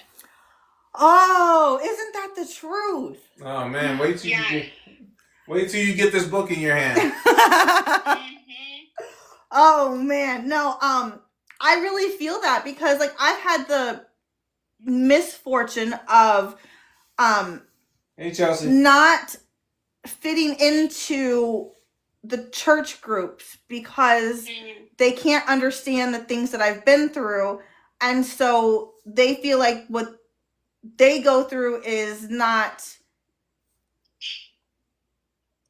they can't talk to me about it because how would I understand any of it? Or and so I've lost a lot of people who I thought were friends for those reasons because I was flat out told multiple times that hey Joy. You just missed the whole conversation about God. Honestly I've gotten to where I was told by an entire group of people at one of the churches in the area that if I didn't leave Justin, that they couldn't have me in the group anymore. Yes, if you have a question you want to ask Anne, put it in the comments and we will make sure we put it up here and try and get to it. And we're going to introduce Anne one more time for you all. Oh, shoot. Hold on. Okay. Or Anne, would you like to introduce yourself? Sure. I am a resident in counseling, aka therapist in training, but already did all the schooling. And I currently specialize in neurodivergent, so ADHD and autism, and severe complex trauma. So I use a lot of dialectical behavior therapy and internal family systems. And I want to say really quick. Parent coaching. Oh, parent coaching. She said parent coaching also. I want to say to the mods, if there's a question that you guys sent in that you really want to make sure gets answered, please pin it at the top so that we can see it and we don't miss it. And okay? I'll ask you this. Hold on. Anne, do you plan on joining us again sometime? Absolutely. All right, so if we miss your question now, still send it in. The mods will write it down so we have it for next time. Okay, so I'm going to go ahead and ask another question here. So, Anne, given your belief that all of your clients are amazing, how would you help a client who struggles with self-worth internalizing the belief and internalize the belief in themselves? Fried chicken.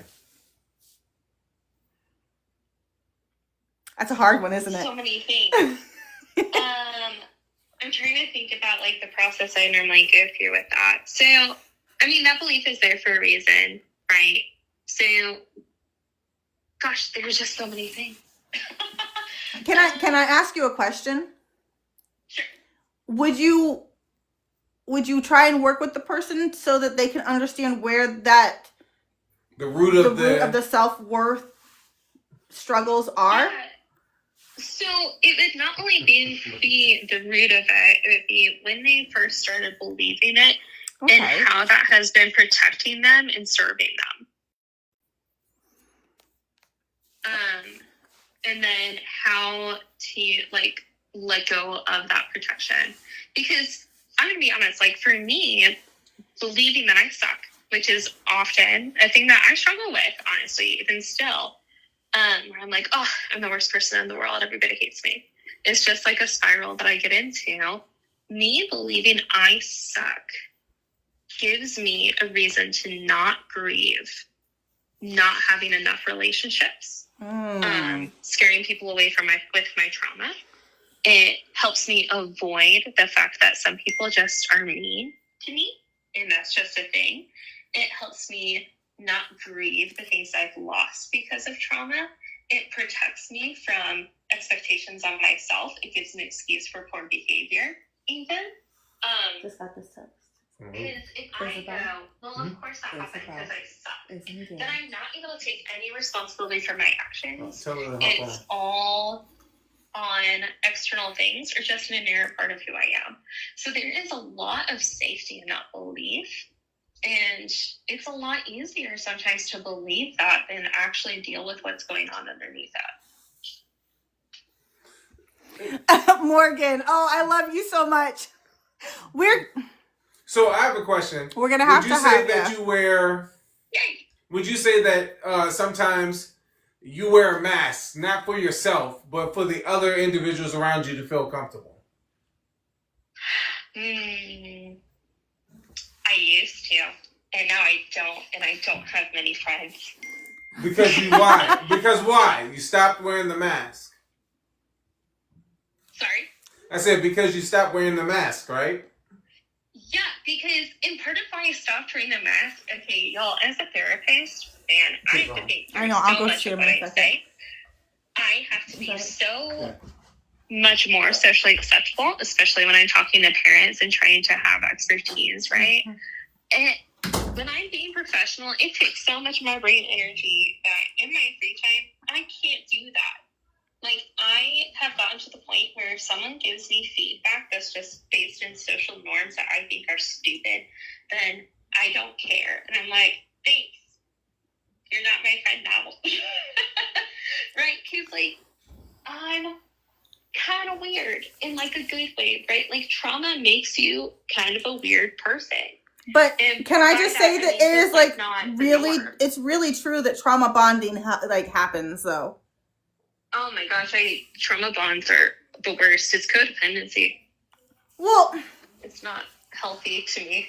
Well, wait, what's your definition of trauma bond? okay, so I have found that I'm able to actually get along with and understand and actually bond over the different traumas. Yes. So that is different from a trauma bond. A trauma Yes. bond is when you become codependent and reliant on each other for the healing. That is awesome. Good job. Sorry, the kids just got home from VBS and was showing me It's the okay. tie-dye shirt that they did. So Oh, cute! Tell Yes. the guys a good job too. I'm sure that Iz will want to send you a picture. Oh, yay. Okay, I can't wait to see. I'm so excited. Your kids are the best. There's something else, I tell you. They are something They're else. so funny. They come by there weird naturally. You know that. I know. It's beautiful. Bug?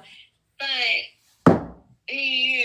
as far as like the way that you explained it, Rachel, that's more like how people who have autism get along better together than with neurotypical people, right? Or like why I so enjoy autism is because I have ADHD, so I get them, right? Like there's just this, because I sincerely believe that like the complex trauma brain is also a neurodivergent brain.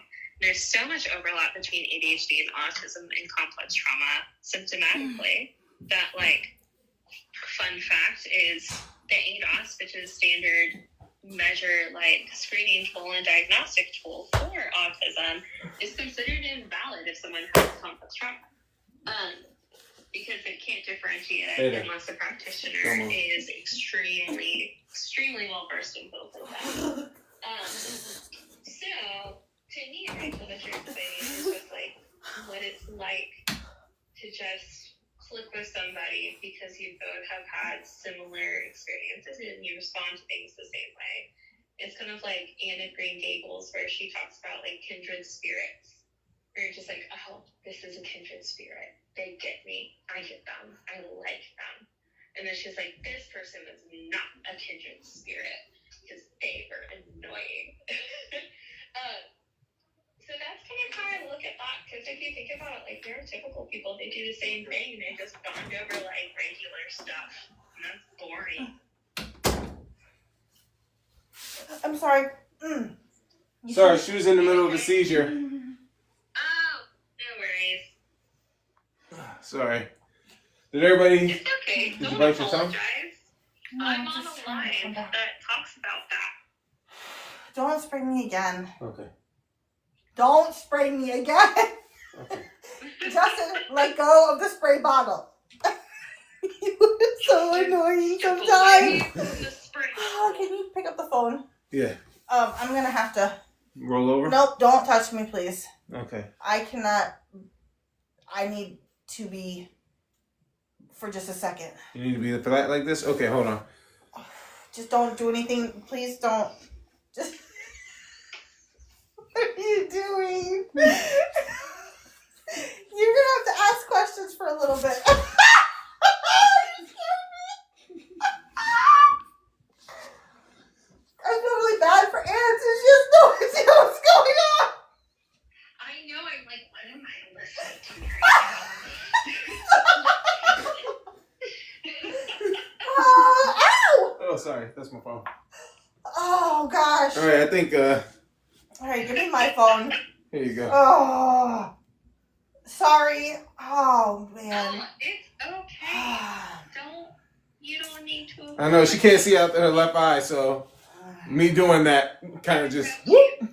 Okay, I'm gonna go through another couple more questions here. All right. Okay. You okay, baby? Yes. So, if a client is resistant to traditional talk therapy, how might you leverage somatic therapy or EMI to help them process difficult experiences without inhibiting? Oh my gosh, wait, who asked this question? You want to know who asked? My moderator, Rowan, asked this question. Can you help me set up? I don't think I can do it on my own. because like that's exactly what I do with somatics and EMI if that's the case. Uh-oh. So I'm like, wow, you read my mind. I am actually certified in EMI, fun fact. She totally for those just who don't said, know, help me get up. EMI is eye movement integration. If you've ever heard of EMDR, it's very similar. I'm sorry. Where basically trauma, what happens in your brain when you experience trauma is your brain doesn't know where to put it, so it just kind of throws it on the floor, which is super fun because then you keep on running into it and having things like flashbacks and stuff. It's my hips. But then EMI moves your eyes back and forth and basically makes your brain process and store it well. And it works so well. I love utilizing EMI, and it can even be used for like future things, which is pretty cool. Yeah, EMI is the best. So Love what about people who don't have two eyes? Would EMI still work for them? I mean, I don't know any of those. Do you? Honestly, if I were to do that, I would just do bilateral tapping with them. Because it's a bilateral stimulation, the back and forth that's helping them process. It's not just the eyes. Okay. But yeah, similar to like rapid eye movement when you sleep. Oh, she definitely has rapid eye movement when she's seizing. Maybe the seizing is just your brain trying to process. It probably is. I know. Ouch. I mean, I don't know. That was half joke, half like. I know. I mean, that is part of it. I know that is part of it. I know that, but I also know that the scars that are in my hair have a lot to do with the way that my brain processes also. Interesting. Did you knew I have all those, right? What? The scars in my hair, like that are all over my scalp. I don't know. I had 20 plus of those that still actively like don't heal, and they bleed still after 2013 to now is what, 11 years. Will you please? This is so awkward. I really wish you could see Justin right now because I'm sitting on the floor, so I can be closer to the phone, and Nice. he's on his hands and knees so that I have something to lean against behind me because my back is messing up and my hips are messing up, and so I keep going into seizures. And so That's sweet, though. it makes me feel bad. No, it's cute. Okay, so I'm going to go ahead and ask more questions. Okay. Oh, wait. Oh, Okay. somatic. I'm sorry, somatic. The EMI. Okay, so EMI doesn't make you relive or actually talk about the event. I just Yes, have you Amber. describe what's on the screen, and then you tell me, and then that's it. And then somatic is like, well, where do you feel in your body? And then with somatic therapy, you don't even have to necessarily remember the event, just as long as it's in your body, and then we can process that way. And then there's a bunch of like other therapies like Slunknut and tapping and all that type of stuff. But I don't know how to do those yet. Are you interested in those? Yes, it's a huge part of what helps my healing so much. There's so much that I haven't had to remember, and it makes me very happy. I can understand I that. don't want to. So one of the girls here, Cherry, she just said that her body tenses a lot to where she goes into a seizure, and I wanted to respond to that. Mine is pain more than anything else. So I have CRPX, which is CRPS, complex regional pain syndrome. Generally the diagnosis is given for like one part of the body, and I have it globally. So yay, that's fun. But that means that my pain when it spikes,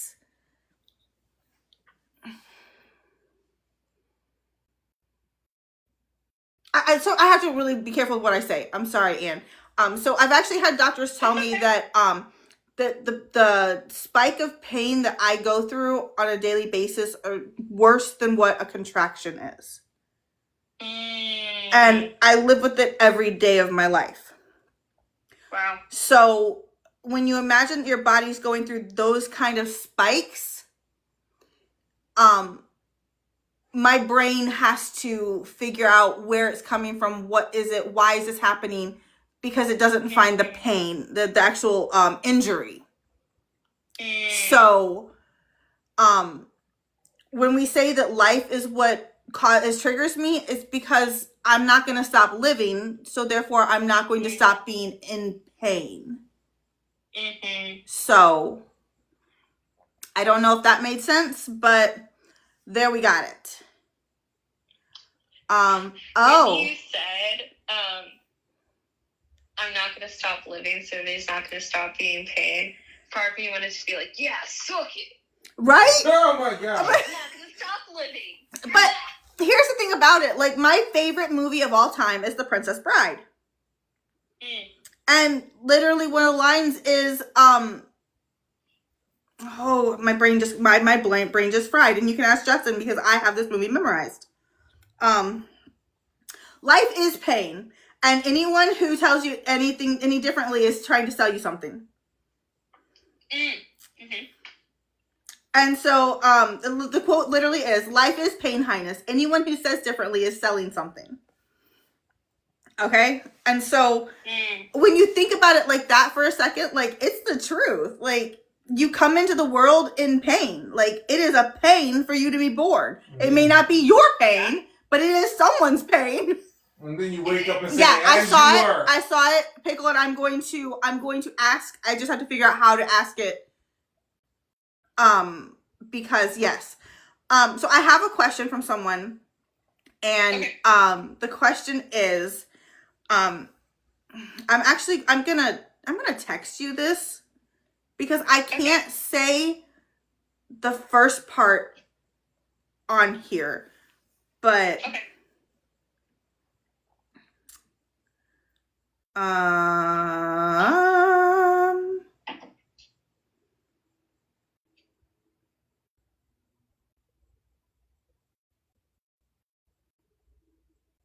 I'm sorry, guys. All right, I just texted to you. Did you get it? Yes. So the first three words can't be said on here. So can the letters be said? Yes, but I wasn't sure if you would know exactly what that was. So oh yeah. Okay. This is Justin behind me, guys. He's just propping me up because I've been having some really bad episodes. I've had 3 seizures back to back now. So go ahead. So the question is, can SA trauma cause one to develop OCD? And is it possible to overcome the fear of a gender after said experience? Yes and yes. So similar trauma over here, I'll say. A lot of it, unfortunately. And yeah, I definitely get into little OCD seasons where, not little, it's not fun.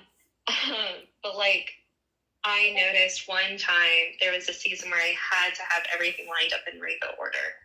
Even when I was playing with a kiddo, and then that was when I realized that honestly, I needed anxiety meds, because it started to influence the kids I was working with, where I got so frustrated if they interrupted my rainbow order. I was like, whoa, this is excessive. I need to fix this in me, because it's not healthy for me to be doing this, with not necessarily clients, but just kids I babysit, It came up more, or triple checking the locks on my door is a big one for me. Constantly checking the locks, sometimes looking out my window, making sure no one's there. Or constantly checking my alarm. It's a lot of checking things for me, or being wait, was the oven turned off? I don't know. But to the point where I have to drive back and forth. Sometimes it feels like I'll drive 5 minutes, turn around, check it, it's gone. Fine, but then even 5 minutes after, I feel I know it's off, I just checked, but it feels like I need to go check again. So yeah, totally a thing, because if you think about it, I say it is a loss of control. Something was taken from you, you were taken advantage of. And you didn't have any control in that situation, which is awful and so horrific. And it's a taking away of power and agency. So, of course, someone's going to experience OCD symptoms after that, because it's something that your brain wants to be able to control. Your brain is searching for control, searching for a way to self-soothe. Even it can be very, very self-soothing rituals. Yeah, I'm trying to make sure I'm reading comments because I don't have access to them. Sorry. Yeah, it's okay. No. So, even an OCD type behavior I have is I pick up my scalp a lot. And for me, it's because, it's both self-soothing, and I want every little nook and cranny to be smooth. It's kind of a form of trichotillomania, but not. Because I'm not pulling my hair, but it's picking. But it's so soothing for me, to the point where I figured out where the particular fixation on my head is, and then I look up diagrams what organ that's affiliated with pressure point wise, and what feeling is affiliated with that organ. I can figure out what the root cause is, which is kind of cool. That's somatics. Now, is it possible to overcome fear of men after said experience? Yes, but it's hard. For me, for the longest time, even though I haven't been practicing that long, I refuse to see men over the age of 25. Now, my reasoning was, I just don't get them. Men are weird. I don't get it. But really, it was just, I was terrified to be in the same room as a man, especially where I'm in the power seat, right? Because there is a weird power dynamic that happens in therapy where the therapist does have the power in the situation. Which is important to always remember that as a therapist. That's why I'm so big on important, because that and constant awareness of what I'm doing and over-explain things, because I want them to have that freedom to make a choice, even though it is a power differentiating relationship, right? I didn't overcome that fear until I had to, because I was working in addictions where, honestly, most of my population I work with is men.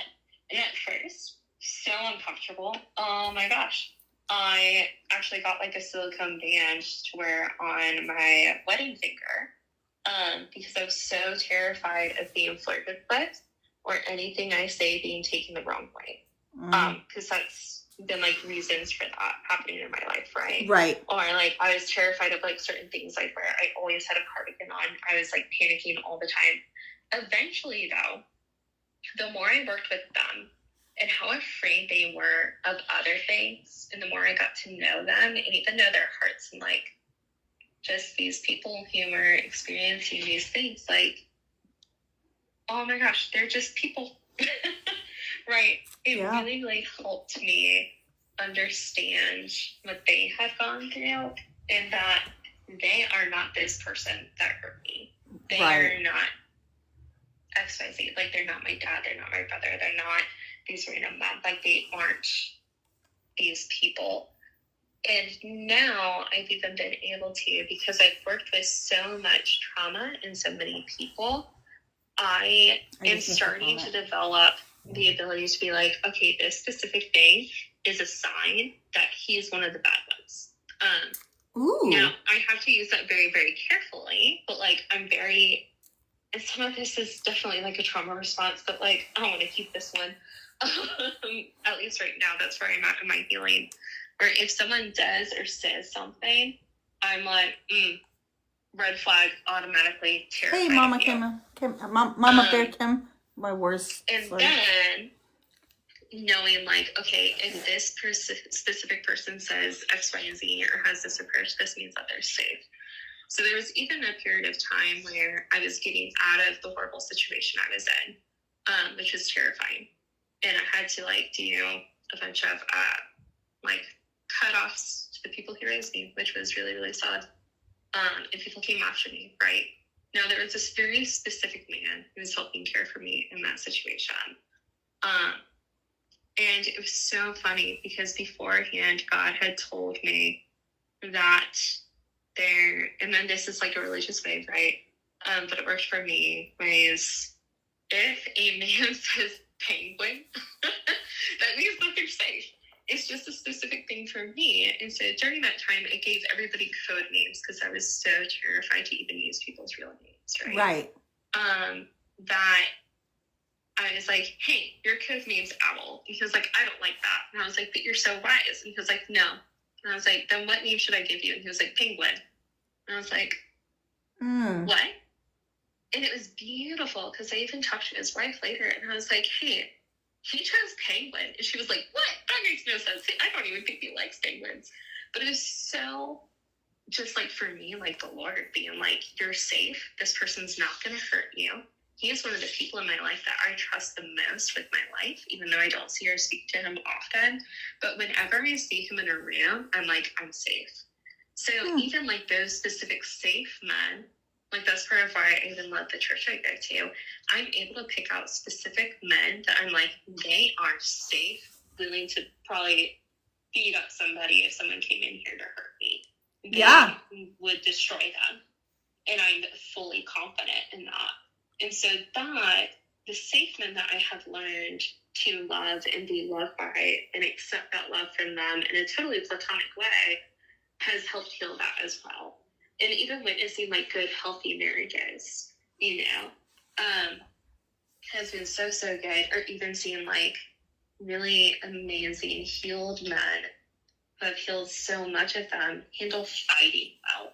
Like I lived with a couple once and, you know, sometimes they fought because it happens, couples fight, shocker. But the way he expressed his anger was so beautiful to me. The way he treated his children, it was like, oh, that's what's supposed to happen. Like, I was just amazed. So for me, it was exposure to the good men in the world, which sometimes when you've been through those things, he's giving you something to lean against. Right.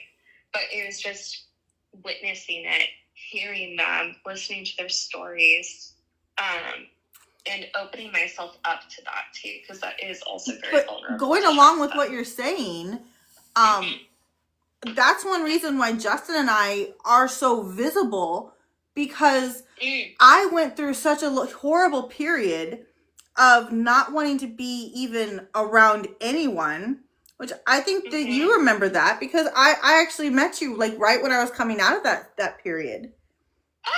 Because I was at such a horrible place, of not wanting to be around because I felt that me being in a space with people was a burden. Because so many people had put that on me that I was a burden to them. And so I had to go through exposure of people not putting that on me so that I could then. And so going through that group with you, which, is it okay if I say where the group is from? It's not anything. Oh, yeah, that's fine. Totally okay. No, I was just going to say that we mentioned. Yeah, that's fine. Yeah, that's all. We Not where. no, yeah, That's we fine. attend the same church. We really used to. We don't get to go to that church as often anymore because we live further away. But that's how we met, and so being in a group of people who were like-minded, and I mean, I wouldn't say that they were. It's not like they're my best friends, and so I wouldn't go by myself. Just because not all of them know how to help me.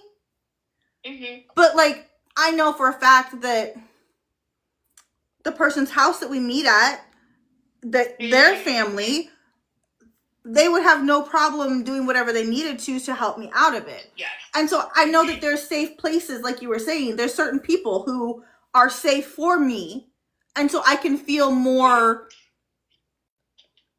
accessible, and I can go out and do things and not feel like that I am burdened. And so, but that's why we started posting, because I went through that medically of feeling like there was no one who could deal with me or understood what I was going through because it was so much all at one time. So I guess Justin and I try and be that exposure for people. I love that. I don't know if that makes any sense at all. It so makes sense. That's beautiful. I want to get to a couple more questions before we have to get off, but I want to say before we do, for everyone who's here, for everyone who is listening, Tuesday, the 22nd, we are going to be meeting back here on live with Kevin Deo from Neuro AI Monitoring, Alexandra Day from MetaBrain Labs, and hopefully we're going to be having Ariel Garten, who is the co-founder of Muse, on here also. And so the three companies who are involved in the wearable trials are going to be meeting on our page to talk with individuals and to give more information and everything like that. And what's so the new information we just got? Oh my gosh. So I don't know if any of you guys were on here last week when we were on with Kevin talking about the wearable trials. It was 100 people in the wearable trial. It is now 500 slots open. No, 480. 480 slots still open. Okay? Because there's 500 total. 480 slots because there's 20 people who've already put in, and they're not confirmed, just so you know. They've just been, they've put on the wait list. Well, we know about There's 20 people on the wait list. Yeah. So, if you have non-epileptic seizures, please be here Tuesday the 22nd. We will have all of these CEOs and founders on the live with us.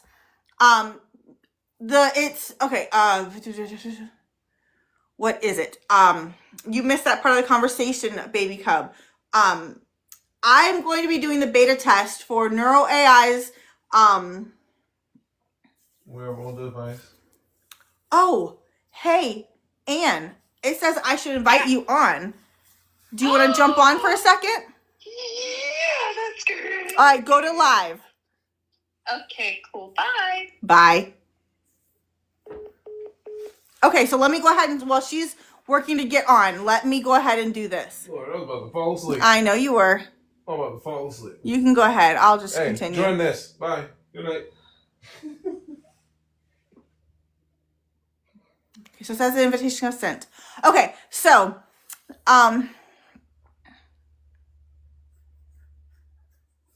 wrong date. 27th, July 22nd.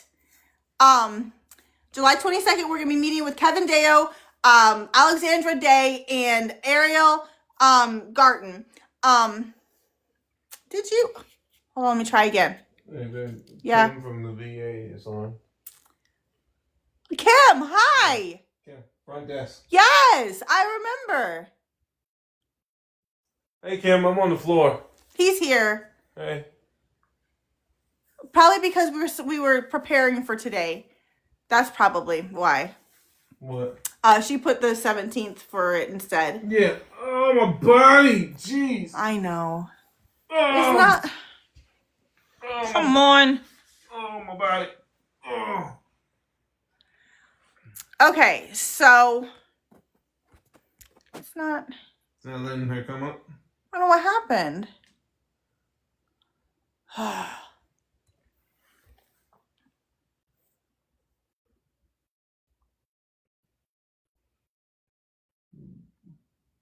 don't know why it told me to invite her if it's not gonna let it.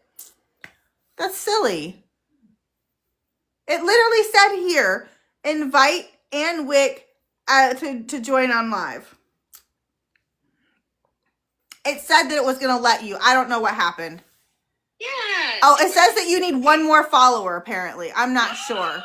Everyone go follow Ann Wick. I don't know. I didn't see how many there are on there. So, okay, here's how this is going to work. Everyone, Ann, introduce yourself one more time. Everyone go follow her. Hello, I am a resident in counseling, which is like a therapist in training, but I have my master's in clinical mental health counseling. And primarily, I work with severe complex trauma disorders and neurodivergence like ADHD and autism. And I also do parent coaching. And yeah, I love doing what I do. Okay, so it is possible that you'll be able to now because you have more than 25. Do you want to try again? And if not, we'll jump back on the phone? Yeah. Okay, we'll try one more time. Okay, cool. Cool. She's excited, as you can tell. Okay, so what we were saying is, thank you, baby cub. That's awesome. Let me see. Let's see what happens. Is it gonna let him? I sees nothing.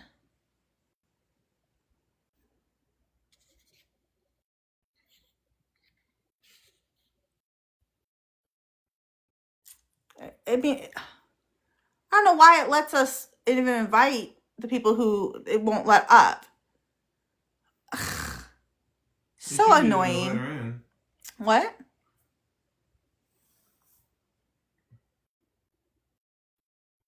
I said it should be able to let her in. I know. What is it? Ann? I don't think it's letting her. It's still not letting you, is it? No, it's still saying that I need live access.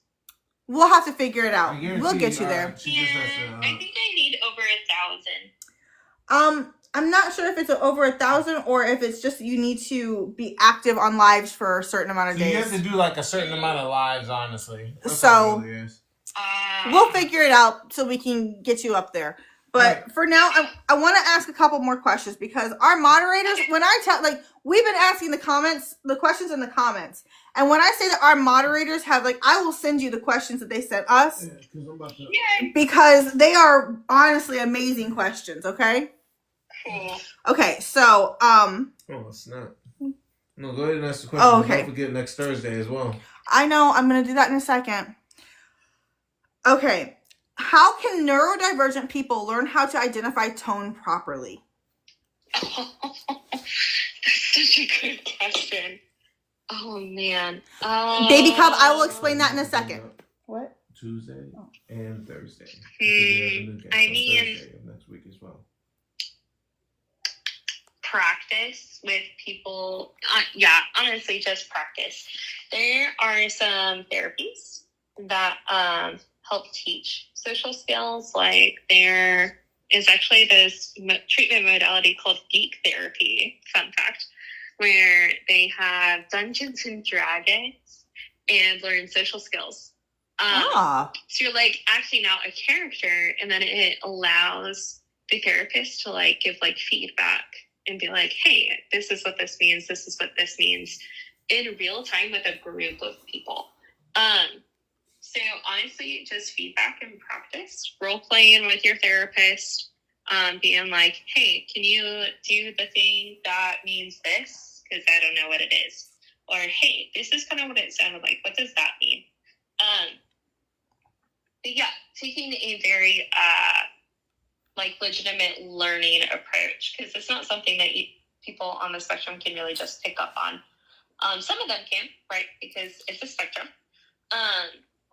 But, yeah, just learning how to do it. It's a skill. Gotta practice. Okay, I want to ask you another question here. Sure. Now, I know that you've recently changed offices, correct? Yeah. Okay. Because I thought that you started somewhere so you're doing more virtual now, right? Yeah, that's because I was originally driving too far. Gotcha. See, I knew it was something, and I knew that you were trying to do the virtual. So, yes. The question is, and I know this is something that we talked about before with, I think it was with one of your previous. So, that's why I prefaced the question similar to that. So how does the organization that you work with consider lifestyle and environment within a patient's treatment? Oh, so much. I mean, yeah. I'm trying to figure out how to answer it though. Well, what is your opinion on it? Well, we'll just take it away from your organization for right now, because I mean that's very dependent upon each therapist and their own approach. Yeah. Too. I mean, for me, I don't treat trauma until they're in a healthy environment. It's not safe. It's just not. I would never treat a domestic violence survivor while they're still living with their ex. Absolutely not. You need those skills, honestly, because trauma reactions happened to keep you alive. Do you think that your trauma experiences have helped you understand that?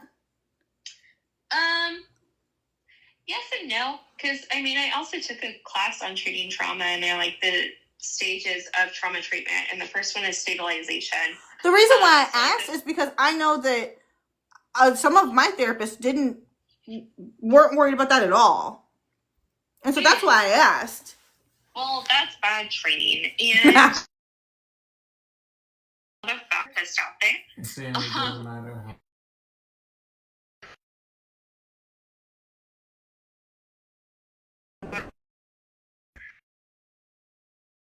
These professions to get into at the same time. So it depends a lot on training, and also how seasoned, whether or not they understand the reason why.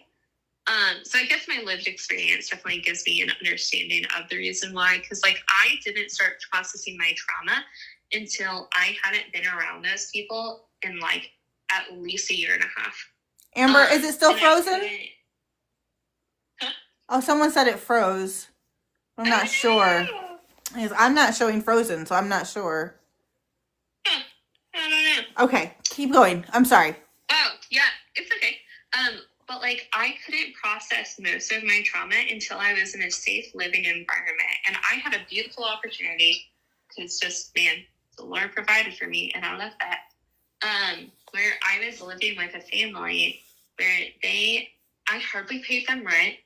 I worked when I could at a coffee shop. They made dinner for me every night. I didn't have to think about food. I didn't have to worry about bills or anything. I just could focus on healing. Because that's what I needed. What I went through was way too much for me to heal while even being a therapist. Honestly, I had to take a break, because there's no way I could have healed what I healed and done all the work that I did personally while working with other people. So yeah, being in a healthy environment that is so supportive. Oh, pickle. Thank you. We'll work on that. What? You might have your privacy settings set too high for us to allow you on. Oh, interesting. Well, so I'll check that. We can work that on. Yeah, that can be another time. Yeah, another time. We can practice. Yeah, even lifestyle, gotta be and healthy. Honestly, while working through trauma, it's very, very heavy on your body. And that's even part of the stabilization. Now, the things do go hand in hand. Like, I even have an eating disorder, right? Like, I have a binge eating disorder, and that isn't something that I could have worked on before healing my trauma, or at least most of it. It needs to be after. So, like, there's an ebb and flow to it as well. But, yeah, I mean, it all influences so many things. Like, when you're doing trauma treatment, you got to be getting good sleep because your poor brain is working really, really hard. You got to be stretching and moving your body because your body is working things out. That's, again, like where the somatics come in. You got to have people to hang out with. You got to be having fun, because if you are just in your deep, dark trauma hole, you're going to get very depressed. So here's a really good question. Do you think that therapists who went through the same or similar can help the same as those who have not? They can help differently. There is such, because I've seen both. And I've even done both in some ways.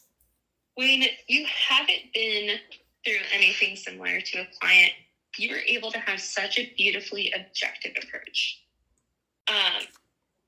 And that is very, very valuable.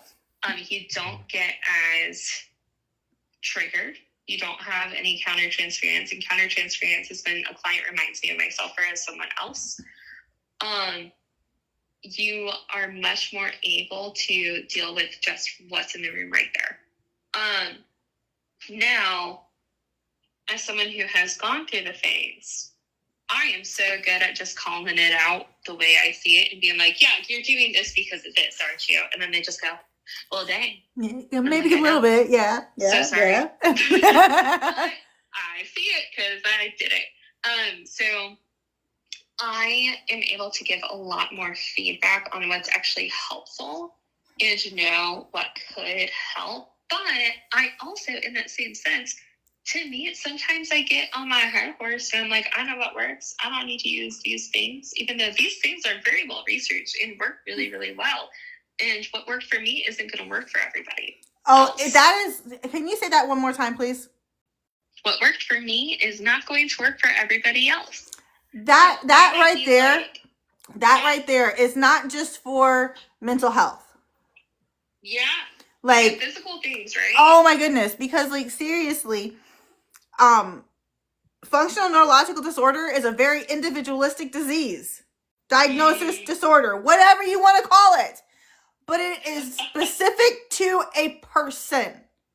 And so what I go through is not going to be what the person next to me who has FND goes through. And in the support group, it's not going to, like what helps me is not going to help 9 out of 10 people. Because we're different, our brains are different, our experiences are different. The therapies that we've gone through are different. Right.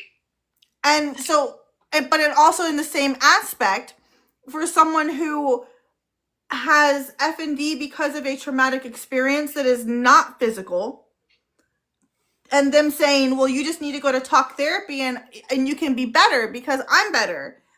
That's amazing. And I'm really proud of your progress, but you did not go through the physical trauma that my head went through. And so it's our diagnoses will never be the same. Right. Same for insurance, but different. So it's very, very, that's how I related it. I apologize. I kind of took that over a little bit. I'm sorry. Like, it's true, right? And that is a fault that I run into. In my mind, everybody has trauma, ADHD, or autism. So when someone comes into my office, my brain is like, oh, yes. Which one do you have? Which one? When they don't have it. And so even my supervisor has had to call it out and be like, hey, Ella, not everybody has severe complex trauma. And I'm like, oh, really? What? Are you sure that not everyone has this? But I have it, and like, hey, most of my patients have this. Right. Or being like, hey, Ella, not everybody needs a referral to be assessed for autism. And I'm like, okay, sure. So what would you say if someone says that they think that their healing would be different with a therapist who's gone through the same or similar. I talk about that all the time. Lived experience. What? He was saying that a lot of times he'll talk about lived experience. It's better to have someone having someone with lived experience you can talk with. Correct, Justin? Yep. Oh, yes. Sorry, I didn't understand the question at first. No, well, it wasn't really a question. It was a statement. Oh, okay. So, what they said is, I keep thinking that my healing would be different with a therapist who went through the same thing or close to, but my current therapist specializes in what I went through, so she's trying to figure it out. Yeah, I mean, it would be different. I mean, so my therapist, I've been seeing for like 7 years. She's absolutely amazing. I adore her. She hasn't been through the same thing I have. Not nearly like on the same level at all. But she's amazing, and I honestly prefer that. Because also one of the differences is I am so good at seeing it and calling it out that if someone is not safe to heal, it can be challenging for me to. You can't be in here right now. You okay? No, hold on a second. I'm sorry. I'm on live and I'm on the phone, so I cannot help you. And now I need just set it right there. Do not open that door. Close it and get out. And tell Dad I need the remote. Never mind, I found it. Oh, Lord have mercy. I'm sorry. No, Oh, good. TikTok has rules on who is allowed to be on the live, and I was trying to move the camera out so the kids could open the door because they are under the age of 18. Yeah. And that makes sense. So it kind of messed with what we were doing here. Come on. And of course, Justin's the one who usually does the remote, so I don't really know what I'm doing. Oh, gosh. Okay. Sorry about that, everybody. I apologize. It was not on purpose. Okay. Let's see. We're going to go through just a couple more questions. But yeah. Go ahead and finish. So I can finish. Okay. It is very, very hard for me to have a client who's not ready to process, not ready to open up all of that, because them being around me since I've been through the similar things, their body can feel that, and their brain goes, "Oh, you're safe. I'm ready to explode with my trauma." When they might not be ready yet. Ooh. People who haven't been through the same thing, so good at keeping it closed. I needed mine closed for 5 years with my therapist. The work we still did was beautiful. It was great. She had no idea. And I love that. If I had seen a different therapist that I know of who has been through similar things, and she's also such an amazing therapist, love her. If I had seen her right away, I may not be alive. And that's nothing for her at all. But my body would have gone, "You too? Cool, I'm safe," even though I was not safe. Right. And I would not have made it out. Here's a really good question. Does the brain register trauma as trauma, whether it's physical, mental, or emotional? Yes. So trauma is trauma to the brain. Yep. Trauma is trauma. Sometimes the emotional and physical or emotional and mental can actually be worse than the physical. Because your body puts you in that experience, right? Like one of my memories that I had originally, this was not gonna lie, it was a light memory. But which is why I'm comfortable sharing it. My dad, when he would get really, really angry, he'd be in the basement punching a punching bag. Now, in my room, I could hear it happening through the vent. And it was terrifying to me. It was so scary because I knew he was mad at me. My brain went, "You're the punching bag." So it was the equivalent of me actually being abused that way. Now, that didn't happen in that memory, right? Right. But my brain made that connection that said, "Dad is hurting you right now. That is what he is doing mentally." Or even, I one time had a memory where dads are great, right? But he was so angry at me that the memory, now this didn't actually happen, is he had a tool in his hand suddenly appeared when I was processing the memory. That didn't actually happen. He did not have a tool in his hand. He was not going to hurt me in that instance, right? But my body felt that level of rage that he had. Yeah. It's very similar to, like, in the Bible when it talks about being so angry at somebody that you are actually committing, like, that specific act of, you know, MURDER. Mm-hmm. Yep. Right? Like, in your heart, they can feel that. And so in that moment, I felt him having an MURDEROUS rage. Right. So my body interpreted it as such. Right. Now, he didn't do that. He wasn't going to do that. But that's how my body interpreted it. And so the trauma is trauma no matter what kind of trauma it is. Yeah, it just depends on how it affects your brain. Like, one of my traumatic memories is just the music was too loud in the car. Right, which is almost, the reason why I laugh at it is because I've been through so much worse. But in that moment, the deep-seated feelings that I was having about the situation, the intense triggering that was going on, I was overstimulated, I was tired, my head hurt. It was terrible. Like, I still think about that one, and I'm like, oh, no. It's not happening, right? Even though it was literally just, I was a kid in the car and the music felt too loud. But my body was like, this is awful. Even though that's, again, a light thing that I experienced. It was not the worst thing. Okay, so I need to say really quick before I forget. Yep. So I've already said that on Tuesday the 22nd, we are going to have Kevin Deo, Alexandra Day, and hopefully Ariel Garten from Muse. And so we're hoping to have those three. Oh, well, we're going to have at least two of them. We're hoping to have all three. Because that's the trifecta of the Neuro AI Monitoring's wearable that I'm going to be beta testing. Okay, so that is on July 22nd, Tuesday at 8 p.m. Now, with that being said, we also have Dr. Julia, the psychologist, who is going to be joining us on Thursday, July 24th. Can you say I'm tired already? July 24th, Dr. Julia is going to be coming and talking with us as well. Now, one of the things that she let us know is that she works mainly with children and teens.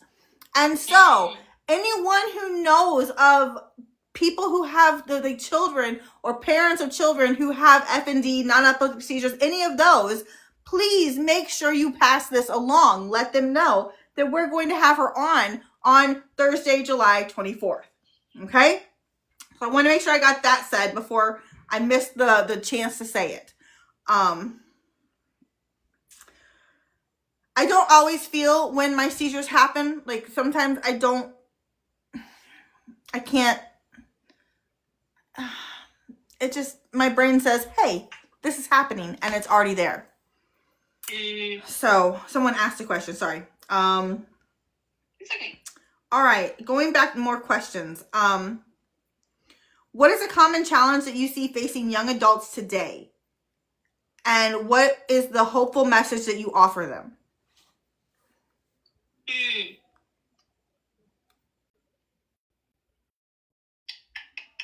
have to think on that one. Uh-oh. Did we stump you? No, it's just there's so many things. There are a lot, but what is the one most common that you have in all of your experience so far? What is the one thing that you've seen the most? The challenge. And for young adults. I hope I'm allowed to say this on here, but not gonna lie, social media. You know, I believe that. I really do. Right. Would you say it's the always seeing everyone's happy, best everything? I mean, not just that, the blue light is horrible for you. Oh. It's as addictive as meth, honestly. Ooh. It's yeah, I mean, your brain goes, ooh, dopamine, I love this, wow, this is great. And then, okay, so the way that cocaine works, because it's similar with the blue light, right? That's why I'm explaining this. So cocaine blocks the Let's use a different word for it so we don't get, yeah. So sorry. I say ice I'll say ice. Okay. So when someone does ice, it blocks the receptors in their brain, so then the dopamine isn't received right away. Okay. Then it creates a surplus of dopamine, so then when those blockers are gone, it's like, whoa, dopamine. And that creates that effect of like high stimulation, and they feel amazing. But then the brain goes, oh, there's too much dopamine. Let's make less. So then you have to keep on using the ice to even achieve some degree of normalcy. So every single person I've worked with who has done ice is extremely depressed. And in order to get off of it, they have to become more depressed so that then their brain can understand that it needs to create its own dopamine. It's really, really hard So to get they're off of saying because of say that snow chronic because effect. ice means something completely different. What? I said everyone is saying to say snow because ice means something completely different. Oh, my bad. I'll say snow. Oops. No problem. I don't know these terms, y'all. Yeah, no. So what kind of message would you give them? Run.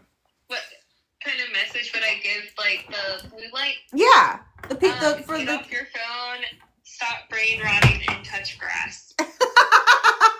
I love that. Touch grass. Go touch some grass. That's apparently what Gen Z is saying nowadays. Stop the brain rot and go touch grass. But they're right. Also, yeah, that's my encouraging message. You can get off of it. You can go through the withdrawal period. There are tools to use. So I always wear blue light glasses and stuff. Yeah, my glasses are blue light. Amazing. Yeah. They my my eye doctor wouldn't let me get them without it. Grab the phone. Because I only have the one eye that works. That's fair. So I didn't want me. Maybe. Don't worry about it. There. Yeah. I did it. I got it, guys. Very little movement. Sorry. Okay. Next question, which we're only gonna do like 2 or 3 more questions, okay? You said that last Cool. I know I did. I lied.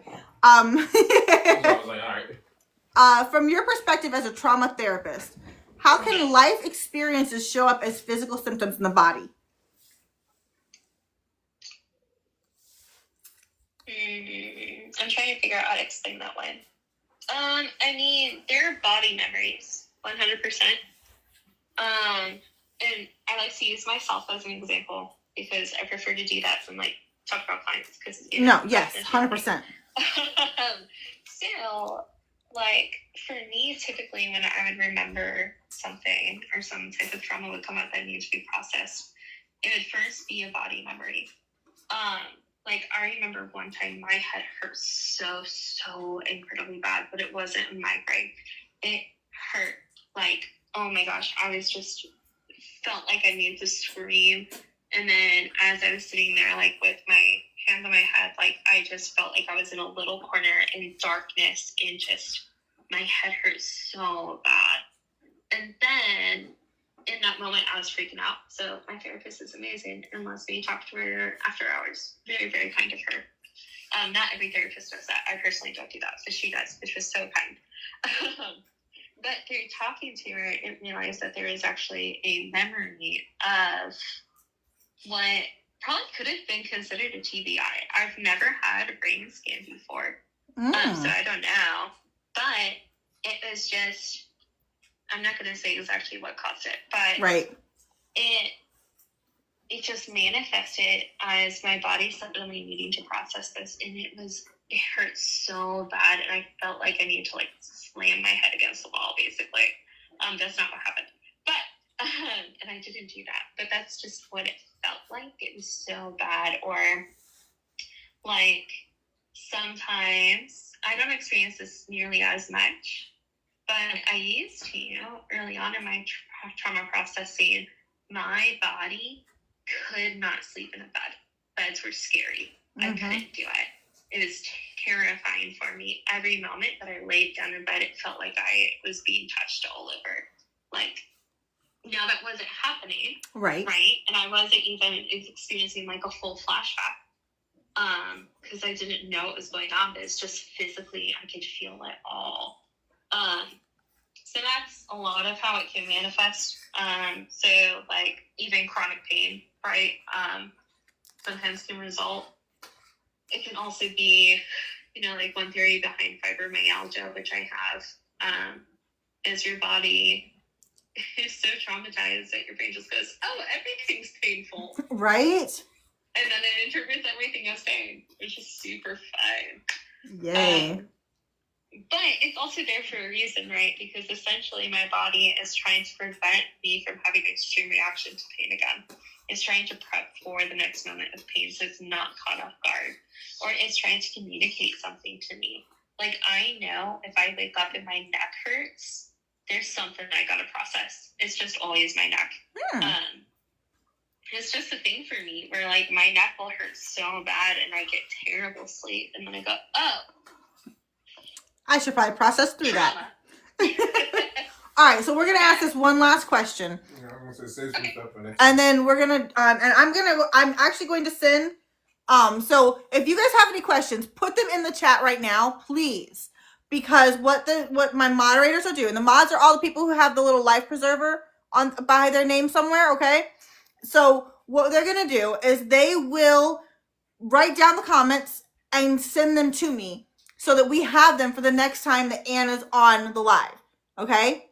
So we know Anne well enough that we can schedule time for her to come back. I hope. Maybe she'll still want to. Okay. All right. So we're going to ask one last question. And then we're going to go ahead and head off because it is late and we have been up very much longer than we should have today.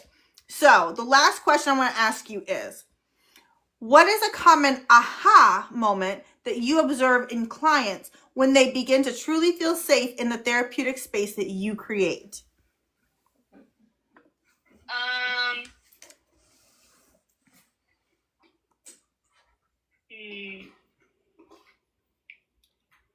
And now you don't need to talk about anyone in specifics at all, but like, is there like a common thing that, or would you say that instead of it being common, that it's more very much every person has their own? I mean, every person definitely has their own, and I can kind of tell when it happens. Like, it's just like, again, because I do so much like body work as well, I'm so attuned to them that I can feel when they kind of like take a breath and they feel relaxed. And I'm able to like be very in tune with them. So would you say that it's the moment that you can feel them relax and take that breath? That you know that some of the work that you guys have been doing is breaking through? Like, not necessarily breaking through, but they're starting to trust me. Well, I'm talking about breaking through. I'm not talking about breaking through like the trauma, but like breaking through that wall. Yeah. Because that's how I see it, is when you don't, when I don't trust a therapist, I have a wall up.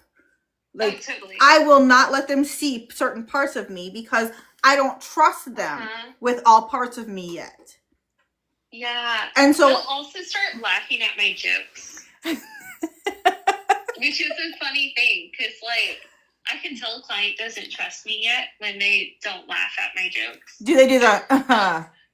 They're just like, I'm like, oh, awkward. My bad, so sorry. Or, yeah, just their shoulders relaxing, or when they start to get into a rhythm of what I do. So, like, I have, like, certain mannerisms. Like, one common thing I say is, well, hold on, let's actually think about it. Like, just think about it for a second. Because I'll be like, well, what do you think this thing impacts this thing? And, like, what way? And they're like, well, it doesn't. Or, like, I don't know. And then start talking around. I'm like, hold on. Let's go back. Let's think about it for a second. You don't have to have an answer right away. It's, like, a very common phrase that I use with so many of them. And there's kind of this point where they stop trying to answer so quickly. Ooh. But they actually pause and take a moment to think about it because they know that's a really good one. Yeah. It's so good. Or when I call something out and they go, like silent for a bit and like actually process what I'm saying. As opposed to like sometimes when I call things out and I'm right, it's just go, no, you're wrong because of blah blah blah blah blah blah blah blah blah. And I'm like, oh, okay, tell me more. And then they arrive at the same conclusion and go, oh, you're right. And I'm like, okay. That's So okay. Rainbow, Hold on, I need to answer a question in the comment about FND real quick. So Rainbow asks, so far the pain and seizures have only gotten worse. Does it ever get any better? That is very individualistic, and I cannot tell you what your diagnosis and disorder is going to do in your brain and to your body. Now, I need to say that, and I will say that every single day, because the things that I go through with my diagnosis are things that you will never go through because you didn't go through the experiences that I went through that brought my diagnosis on. And you haven't been on the healing journey I went through. I have been in the wheelchair 3 times where I could not walk. I have had to relearn to walk twice, where I had to completely retrain my body to do what my brain had been doing for years. And so I can't answer your question in a way that is going to give you any kind of clarity or I was going to say peace. Thank you. That's yeah, because the only way that you're going to get clarity and peace with your diagnosis is going through the healing journey for yourself. And that is not saying on your healing journey that if you're paralyzed, you will walk again. That does not say that your healing journey will be where you can walk without a cane. Every person's healing journey is different, and every person's healing journey throughout their disorder, diagnosis, or life is going to be different. Like I said, I have been hospitalized, but not the whole time. I have been in a wheelchair, but I've gotten out of it. I was told that I would never walk again, and I can. And so I don't want to give you any kind of false hope. I don't want to give you false hope because I don't know your condition. I don't know what brought on your functional neurological disorder or whatever diagnosis you do have. And I also am not a medical professional for you. And so these are concerns that I would definitely say bring up with your neurologist, because your neurologist is going to be able to give you answers more directed about yourself. What Justin and I talk about on this platform is what I've dealt with, what I've gone through, and how he's been here to support me throughout it. So I appreciate that question because I understand your desire to have that answered. But one of the things that we actually talked about earlier on in the live is that, you know, I had to become okay with where I was. Be okay. You have to become okay with not being okay. You have to become okay with not being the same okay you were. Yeah. Like, I still feel the loss of the person that I was before what happened to me. I feel that loss daily because I lived for 31 years one way. And then overnight, I woke up and everything was different. And so I don't know the circumstances behind or around you. So I don't know if that made enough sense. That's a good place to wrap it up. But I'm going to go ahead real quick. And thank you so much for coming and spending so much time talking with us, answering questions. Yeah. I know that oh my gosh, when I tell you that we have not gotten anywhere near all of the questions done because we had so many good questions coming across from the comments. So, now with that being said, I want to remind everyone, Tuesday, July 22nd, we are going to have Kevin Deo, Alexandra Day, and hopefully we're going to have Ariel Garten on here also. So we'll have the CEO and founder of Neuro AI Monitoring. We'll have the CEO and founder of MetaBrain Labs. And hopefully we're going to have the co-founder of Muse, coming to talk to us about the collaboration that we have going on with Muse Wearable to help better understand non-epileptic seizures. Now that's one. Then the following Thursday, so on July the 24th, we are going to have Dr. Julia, who is well, this is important. a psychologist. Now, for an age group. I know, hold on. She's a psychologist, but like I said, she wanted to make sure that we know that she works with children and teenagers.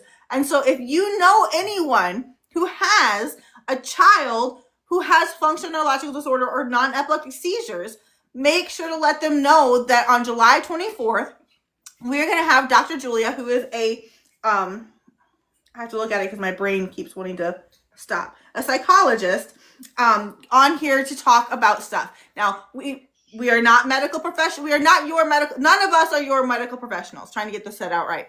And so any questions that we answer are talking on lived experience that we have with what we have going on ourselves.